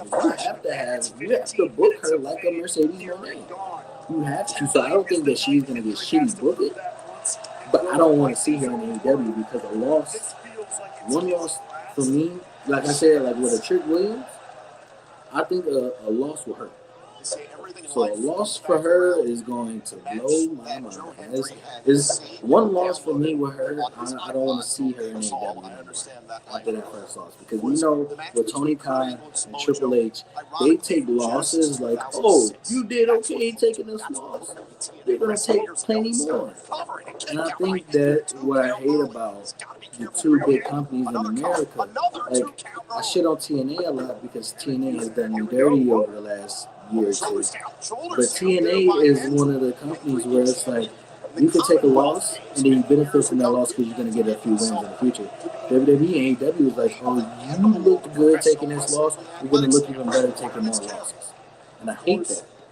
The only good Josh AEW has booked is Shida, so I can't trust Tony. No doubt about it. He brings that background to the table as well. So again, outside of their accomplishments with pro wrestling, there was an athletic pedigree between these two. Okay, so do you like the way that Mina's been booked so far? Like, I know she hasn't really had a big win in AEW, but she's been a part of a storyline, which I think Shida didn't really have, especially in her time. She didn't really have like a good story. She just had a storyline of I'm going for the title, or I'm defending the title, but I'm not taking the title for it. It was more of like match-based storylines other than actual storylines. Mina was in a storyline that had meaning to it other than just a match. Let's not forget, the one-man man is to show off. You know, and also I think Rio booking in AEW sucks so bad because it's like, why hasn't she been a part of a storyline? And she was Kenny's #1 girl. Like when Kenny was booking the women's division, she was world champion, but also I feel like Kenny failed with her because she didn't have a storyline. She did not have a story. I can't think of a Riho storyline other than like her being the underdog even as champion. Her booking's been okay. The best way I could explain Mina's booking is it's great for TV. Yeah, that's true. That is true. This match is like 10 cans of ass. Like, I'm not caring about this pay. People are and the thing is, I thought they said this was a sellout. I'm seeing like hella empty seats. It's like hella empty seats in this crowd. I don't get where they said that this was a sellout unless they just didn't sell the empty seats. But the empty seats is between people like it's like a crowd of people, and then in the middle it's like empty seats, people, empty seats, empty seats, empty seats, people. They're displaying it like you can't say it was a sellout, and you got empty seats. Like Mina Booking and Stardom and AEW is 9 days. You can say the same thing about Mercedes too. Even though I think Mercedes is booked as an unstoppable force in AEW, but like her and Stardom and New Japan is. The thing is, I would prefer her character booking. I would prefer her character booking of AEW and her wrestling ability, or like wrestling booking, because her wrestling ability and wrestling booking, like match booking and match ability is different. Because yes, she wrestles better in Stardom and New Japan, but also the way that she wins the matches, the way that her matches are constructed better in New Japan and Stardom, it's way different in AEW. And I feel like in that Japan setting, it's way better. So I would take the character work of Mercedes in AEW, and then the match structure of her in Japan, I would put those together. She would be the greatest wrestler of all time. She would be the greatest wrestler of all time. If you mix those two together, Mercedes is the greatest wrestler of all time.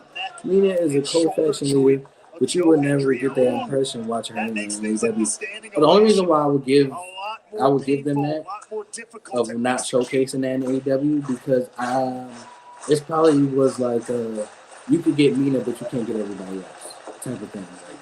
You could get Mina, right? And then you're not going to get everybody else to say that. So I think I can see it from Tony Khan's and Stardom perspective on that. But I get your point. But I could just see it as in don't showcase it because that's all you get. Don't sit here and bring up the group because we're not gonna give you the group. We'll give you Mina. We're not getting it. So I can see it like that. But I understand what you're saying. Oh my God, can this match end already? Well, Nick Nemeth got the better of the end of that exchange, but one of the telltale signs of success in this business is the classic, are you coachable? Can you learn? I gotta give it to Joe Hendry. He's even though he's still listed on the company's roster page now, giving up that mat game, he's upping his wrestling game. Josh Alexander at Victory Road in San Antonio. Similar story there. He learned from that encounter as well. He's a 10-year vet at 22 years old, which is crazy. A lot of Joshies are like that, and I find that so crazy. A lot of Joshies, like, they are veterans to be young. And it's crazy because you don't see that with the Japanese men. Over the last several weeks, you rarely see it. You rarely see it with American culture. And it's crazy. And there's barely as much as a whisper in terms of mentions when she first started.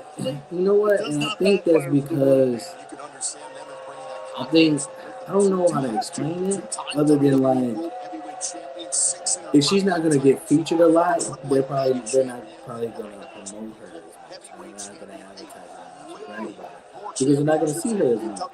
So if it's like a one-off, and we're gonna see her here and there, they're not going to mention her, which I think is corny. I think it's corny for real.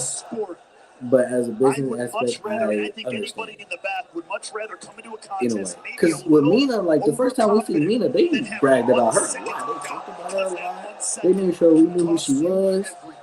So like I get that because we saw her more He's often. got all the time in the world. So from Okay, that the aspect, back is the I cover, trying get to it. retain and a kick out. There's Ryan Nemeth, the little brother of Nick Nemeth.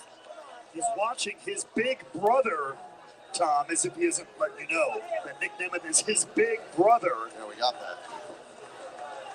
This match For is so numbers, fucking man, I long, can't blame dude. the man for that. Just because your family doesn't want to talk to you doesn't mean you have to And the take it out on thing the is, limits. Dolph Ziggler is beating the shit out of Joe Hendry, so Joe Hendry And like, for come on. now, again, once again, bringing that physicality. Unless Ryan Nemeth to the actually one like man, to the interferes TNA or something and World calls Joe Hendry the match, Joe Hendry might Breaking end going up on. with the Might get title one right here. Oh, because the he was getting his backside and a ass kick kicked. out. Blocked by Nemeth. Again, right on the button.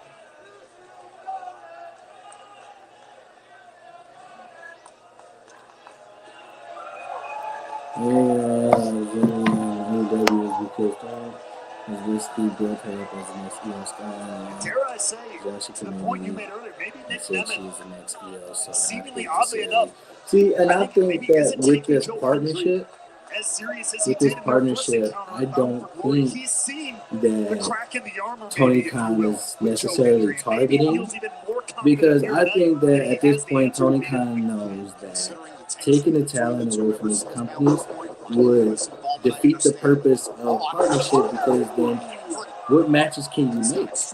What matches can you make if you take their talent? Now, Jay White, like I said, Jay White and Connor was destined to leave. They had options. They had options. They didn't just say, oh, we're straight up choosing AEW. They had options that they considered.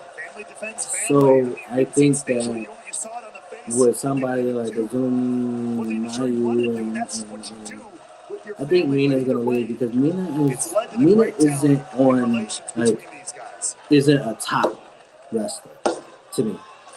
I don't think she's a top women's Joshi wrestler as of yet.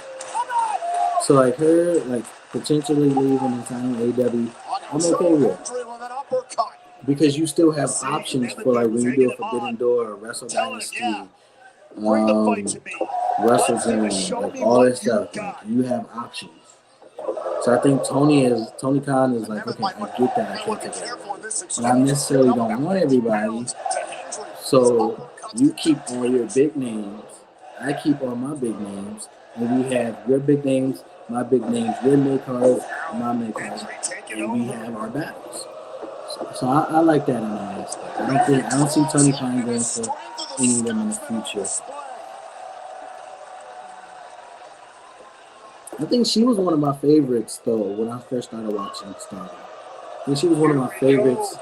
But you know, I'm a TJPW guy. Maki Ito is my number one. Still to this day, she's still my number one. So. I don't know. Now Joe Hendry getting off it. I don't see him winning. That confidence is returning. Dallas believes. Now I know his contract ends in like the summer.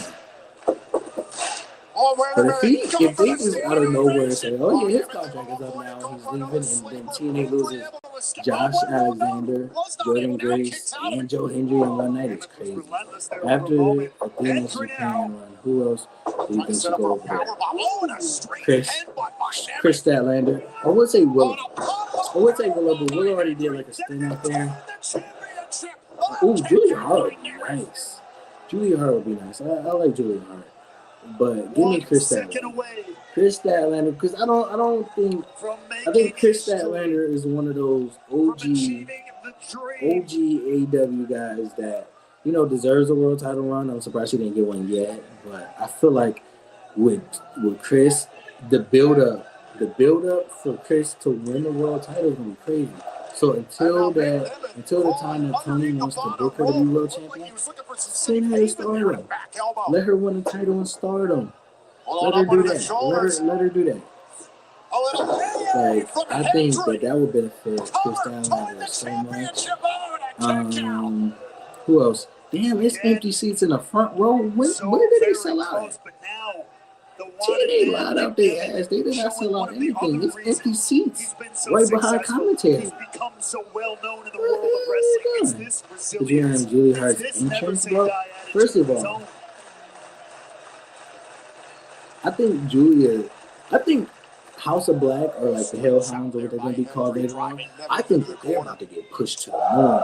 And it's crazy to think that for Joe Hendry Death Triangle advantage against the TNA World Champion. Death Triangle was going to get a huge push before Penta and Phoenix announced that they were leaving. They were going to get a huge push. And I think that House of Black, oh my God, it's NBC's everywhere. What the fuck? You're a liar. I think House of Black was going to get a huge push before Malachi Black left. And I think Julian's about to get a big push. Brody and Buddy about to get a huge push. I think Julia going to Japan would be the start of a big push. Because I don't think Tony Khan is going to send anybody out there. So they've been killing it, and they're about to get a huge push. And shout out to them. Shout out to House of Black. They some dogs for real. There's a lot of empty seats. What a counter from the TNA World Champion. Pop up right into the famouser. Hendry was almost down, but gets a shoulder up just in time. Nemeth's been on the wrong end of a few AAs in his life. I think he knows how to come up with a counter. And he did it just the right time. This match goes on.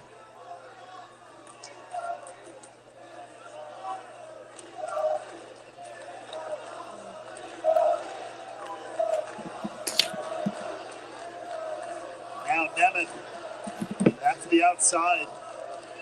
Thinking of maybe trying once again to go to the top rope, try something risky here. What was Nemeth calling for?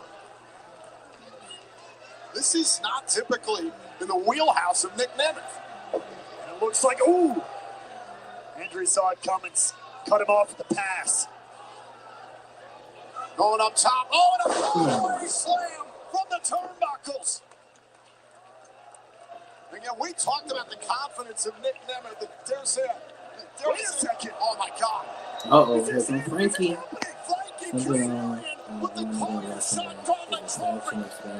talked about this matchup earlier tonight. Point to start on. Kazarian can call his shot for a TNA title match if he's choosing any time, anywhere. See, and I think that you could do. Oh, here comes JBL. Here comes JBL. I like that. So basically, what you're saying is what we kind of see with Bullet Club, but like where it's like you have a men's side and you have a women's side in different companies. I can see something like that. But like, who do you think Julia Hart can convince to join the dark side? Who do you think can join the dark side?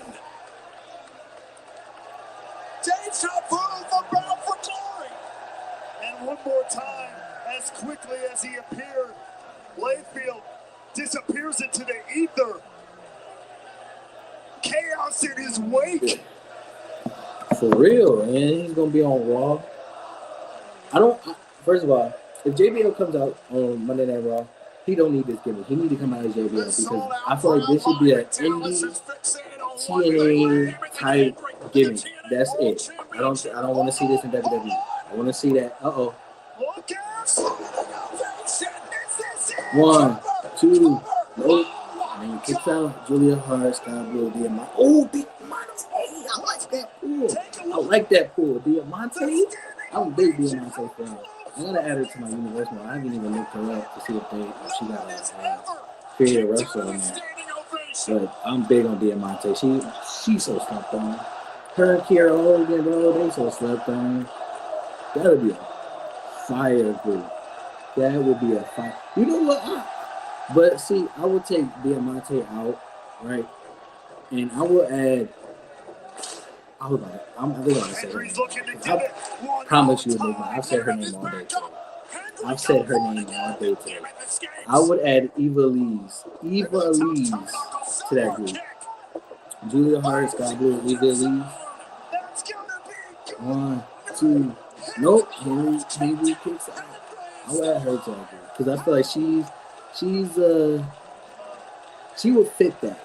I think her look will fit that. Diamante look will fit that too, but I think Eva Lee's will fit that a little better. I don't know. She's on TikTok live like almost every day. Every day. I don't remember the last match she has. I know she takes indie days, but I don't know if she still signs with AEW. I'm not sure, but she is underrated. She's one of those underrated ones too. So it was so heat and slept on, bro. That shit was so slept on. Like the women in AEW and TNA, like even if they get like when they get booked, from a fan standpoint, it gets overlooked. I don't know why. Probably because AEW doesn't have the big names. They don't have the big names like Diamante, Eva-Lise, and Kiera Hogan, and even Sky Blue. They're not big names, but they've been a part of some good stuff in wrestling over the years. Just calling for it. Joe Hendry wins the title. 1, 2, 3. Joe Hendry is champion. Finally, this trash ass pay-per-view is over with. Here is your winner and new TNA World Champions, Joe Hendricks. Oh man, I know Lee having a field day. I know Lee is having a field day. How them powerful, cooking, but they wasn't cooking like that. Tony Khan, you think Over coming out? You think Over gonna come out? I think Over might come out. You cooking, Powder Powerful and Diamante. But Tony Khan wanna look like that. I like Diamante's theme. She got that. I like that shotgun. Hey, her thing is hard. This is hard. I'm so glad this hair video over. This shit was so ass. And I'm guarantee you, I'm about to go on Twitter and they about to hype the fuck out of this pay-per-view. This shit was so 10 cans of ass. This main event was 10 cans of ass. I think the match of the night wasn't trying to convince us to Latino time. I want to know his thought process with Powder Powerful. I don't want to blame Jericho on this because a lot of guys around that time of Inner Circle was eating good. Like even if they wasn't winning titles, they was winning matches, and they was a part of something important, and it was a part of something that was interesting. So I wouldn't blame Jericho's vortex,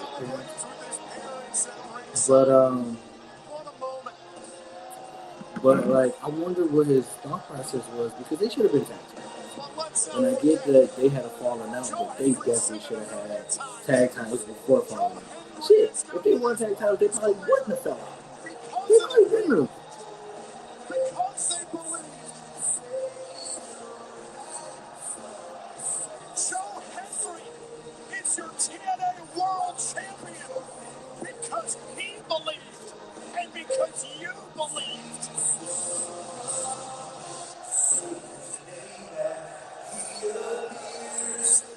Ladies and gentlemen, thank you for joining us. It was advertised as TNA NXT just to show Traxium and Project. That's it? Of course you shut up. Let's see. What time is it? They did good on time. A 3-hour show. That ain't bad. That was it. That's how you end the show. That's how you end the show off? No, wait, Joe. I'm pretty sure. I don't know if you answered it. Oh, I forgot. I did see that, but I forgot what we was talking about earlier. I think that it's I'm not gonna say a win-lose situation. I think it's more of I get it because he wasn't really doing nothing as a junior heavyweight. So he was like, you know what, fuck this. Let me try it as a heavyweight. Like I'm tired of waiting. I'm tired of like let me see what they got for heavyweights. Fuck the junior heavyweights. You wanted to skip it, but at the same time, with that, I feel like you haven't done enough as a junior heavyweight to move up. Like usually when we see guys move up, it's because they've done enough in the junior heavyweight division and they want to move on to something else. The Bucks did it.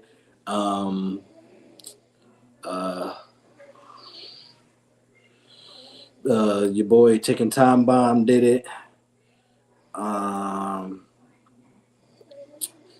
I want to believe Kenta did it too after he won a junior heavyweight title. I think Kenta did it. It's a few names that's like in my mind that is like Kenny did it. I think Prince Devitt tried to do it, but like whatever. But I just feel like it's a win-lose. Depends on how you look at it.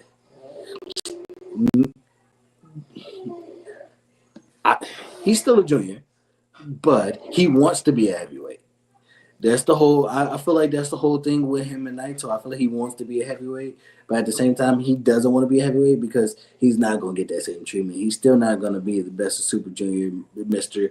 I'm gonna have the junior heavyweight title at least once in a year. But I feel like unless I misread it of his actions, but I thought he wanted to be a heavyweight or he wanted to transform into one.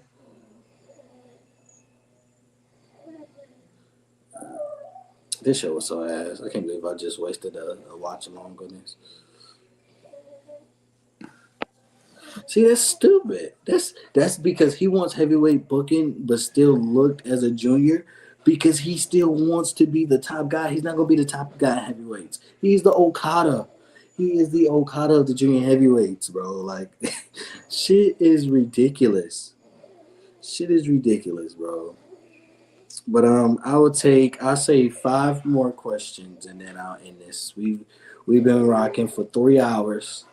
I say I'll do 5 more questions and then I'll wrap this up. And then any other combos, we can continue this in the Discord anytime. I gotta put my Discord and socials in the damn bio in the damn thing.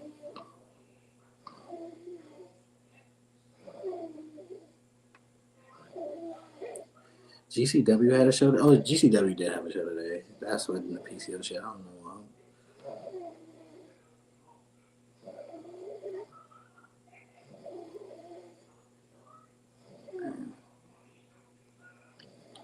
Wave your hands from side to side.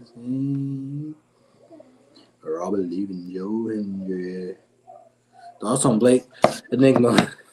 You want to piss me off? Blake Christian, he was just he just had a Ring of Honor match and he pissed me off because he did like one of them fake Samoa Joe like fake outs and then he got on the turnbuckle. That shit pissed me off. I hate Blake Christian. Blake Christian, he wants to have that comparison of Jack Harlow. I don't like Jack Harlow either.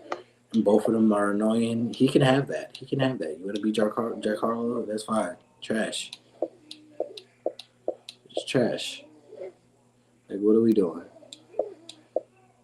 Can we put Undisputed in the fucking Game Pass, please? I believe in Joe. That should say $9.99. Where's the deal? That's on Tripper. Thoughts on El Desperado? Me personally, he's doing what Hiromu wants to do and better. I'm a huge fan of him, actually. I like that. I think I follow him on Twitter maybe, and he like. I don't think I have you. When I get off of here, send me your gamer tag, and then I'll add you. But I like he's very like in the ring. Oh yeah, he's a different person outside the ring. He's one of the nicest dudes ever, and that's what I like about pro wrestling. A lot of guys that we think is like badasses, like mean in real life, they're like the nicest dude. But like I think his what am I trying to say? his legacy is very underrated and should be appreciated more, especially when it's all said and done for him. But I feel like him not getting the superstar junior heavyweight treatment is corny to me because I feel like he puts in more time and effort for New Japan. Like, he puts so much time into wrestling, like, he doesn't get the recognition at all, I feel like. Do you think Zack Sabre Jr. will have a year-long title run? Yeah, I think he might have a year plus because I don't think that New Japan has found the next it guy. Unless they go to somebody foreign like a Jeff Cobb, I don't think that New Japan has found their it. They haven't found their next Okada, their next Tanahashi. With Tanahashi leaving, even though he hasn't been in the main event scene, there's still a big void once he leaves. So like Tanahashi is one of those guys where if you need him, he's like Moxley for AEW. When all fails, give it to Moxley. When all fails, give it to Tanahashi. They don't have that anymore. Right now, the only it guy that they have is Zack Sabre Jr. because he put in the work for so fucking long. He put in the work. He deserves it. Do you think Mayu will break the record for most IWGP title defenses? Yeah. I think it's easy because I think with New Japan not having not having an exact women's roster, like a exact Joshi roster, I think that it kind of hurts them because it's kind of hard to find who's going to be your next champion, who's going to be your champion for the future. It's kind of hard because when I say that, I mean the title, so Okada's record. Yeah, she's going to beat that because it's kind of hard for AEW to book a women's division that they don't have. So as of right now, they know that they have a safe spot with Mayu as champion. Now, could they give it to like a trustworthy wrestler that they could depend on schedule-wise in Mercedes Moné? I can see that because I think Tony Khan would love to have his talent win a title out there. But I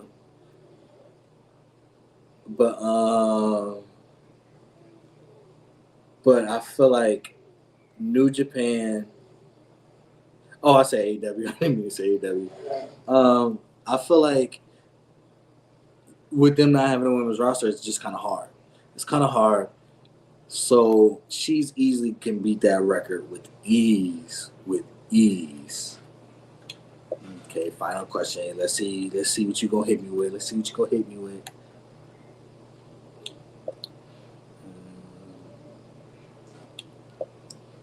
Included in Game Pass. I don't want that. What do you think about Dave Meltzer's match rating system? I don't care. The thing is, this is going to be I'm going to give my opinion in what I feel, my opinion on people who critique him. So my opinion on Dave Meltzer is I don't care for his ratings. I don't because it's his opinion. It's what he thinks a match is good and what match he thinks sucks. It's his opinion, so I don't care as much. I don't care about if he thinks a match is great and I think it's decent, that's his opinion. If he think a match sucks and I think it was good, that's his opinion. I don't care. So when he brings out star ratings, I will bring out I will say Will Ospreay has so and so amount of star ratings. I think that since it's published and it's in a history book of some sort, then it's kind of an accolade for Will Ospreay and Kenny Omega to have these 5-star matches. It is, but it's also still an opinion-based accolade. So with that, I really don't care for his rating system. But for the people that critique Dave Meltzer, I feel like it's so pointless to critique a man on his opinion. Like, people who get mad at Dave Meltzer's rating system, they are mad at it like it holds weight. Because, like I said, it's just his opinion. He gets paid to give his opinion, so he's going to give his opinion to the public. We don't really get paid to give our opinion, so some people like to keep their opinions to themselves, or some people will tell the public so the public can just know how they feel. Dave Meltzer does it, he gets paid to do it.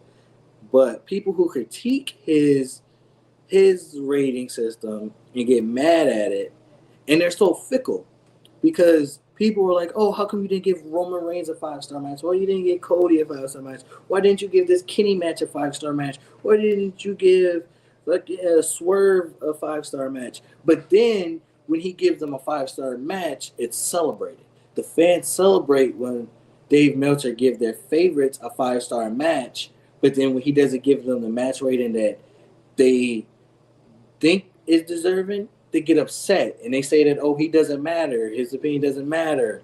But it only matters, his opinion only matters, and his star ratings matter and mean something to you guys when you agree with it. If you don't agree with it, it doesn't matter. When you agree with it, it matters. And I feel like fans are fickle with it, and I feel like it's corny as fuck. He's just a man who gives his opinion. I don't care for it. I don't give match ratings per se, but if a match is good, I'm definitely going to speak on it. If a match is ass, I'm going to speak on it. If it's decent, you might not hear nothing from me. But I don't care for star ratings. I do bring it up for accolades because it's in a history book, like I said. It's in a history book, so it should be talked about. But, yeah, that's how I feel about that. This watch-along was great. It was fun. Since I kind of had fun doing this, I think for future pay-per-views and PLEs, I think I might do watch-alongs. Probably do Q&As or do the weekly rundown as the pay-per-view is going on. And then I think after each pay-per-view, I'll give like my MVPs of the week and MVP of the pay-per-view, along with how I feel about the pay-per-view that we watched along. Always respond back with whatever you rated is what the star rating is. Like, Talk for Glory star rating only has 4 5-star matches since I started doing it, which is fair. Even though I feel like, Will Ospreay has like 50 of them. I agree with a lot of Will Ospreay matches being 5 stars. I feel like some matches that he's given like a 4-star to, like, I think him and Mike Bailey was a 4-star. It was either him and Mike Bailey or him and Josh Alexander. One of his TNA matches wasn't a 5-star. And I feel like every match he had in TNA was 5 stars to me. And I was just confused on, like, what was the difference in his other matches? Because I think his first match with Alexander was a 5 stars, and the other one wasn't. Or vice versa. And I was like, every match Will Ospreay had in TNA was 5 stars. His match with Marufuji, to me, was 5 stars. And that got, like, I think, like, it got a 3.5 or a 4. And I was like, that was a 5-star to me. But yeah, I think I'm either going to do more Q&As or I'm going to do like weekly rundowns for PLEs and pay-per-views. I'm still kind of debating if I want to, for next weekend, depending on what's happening in wrestling next weekend, it might just be recorded. But yeah, this was fun. I like doing this. Bryan Danielson has the most 5-star matches in total because Bryan Danielson is the fucking GOAT. And that's a great way to end this night, this watch along, this podcast, this episode 2, this Q&A. Bryan Danielson is the greatest wrestler of all time. Bryan Danielson is the greatest thing that ever happened to pro wrestling. Bryan Danielson is pro wrestling. Bryan Danielson is better than your favorite wrestler's favorite wrestler.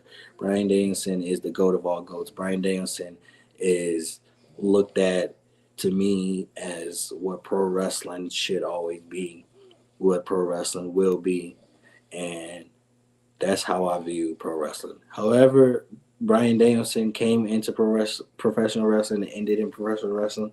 That's how I view professional wrestling. He is the GOAT. He is the greatest thing that ever happened to mankind. Bryan Danielson is the man, and that's how I will end this show. Shout out to Enigma. Shout out to Craig. Shout out to Ian. Shout out to everybody who put up Donnie Blaze. Lee was in here for a second. Everybody that showed up asked questions. I think RS was in here for a second. Shout out Gliscor was in here for a little bit too. Shout out to all y'all. Talk to y'all outside of here, Discord, wherever. Y'all have a great night. Peace.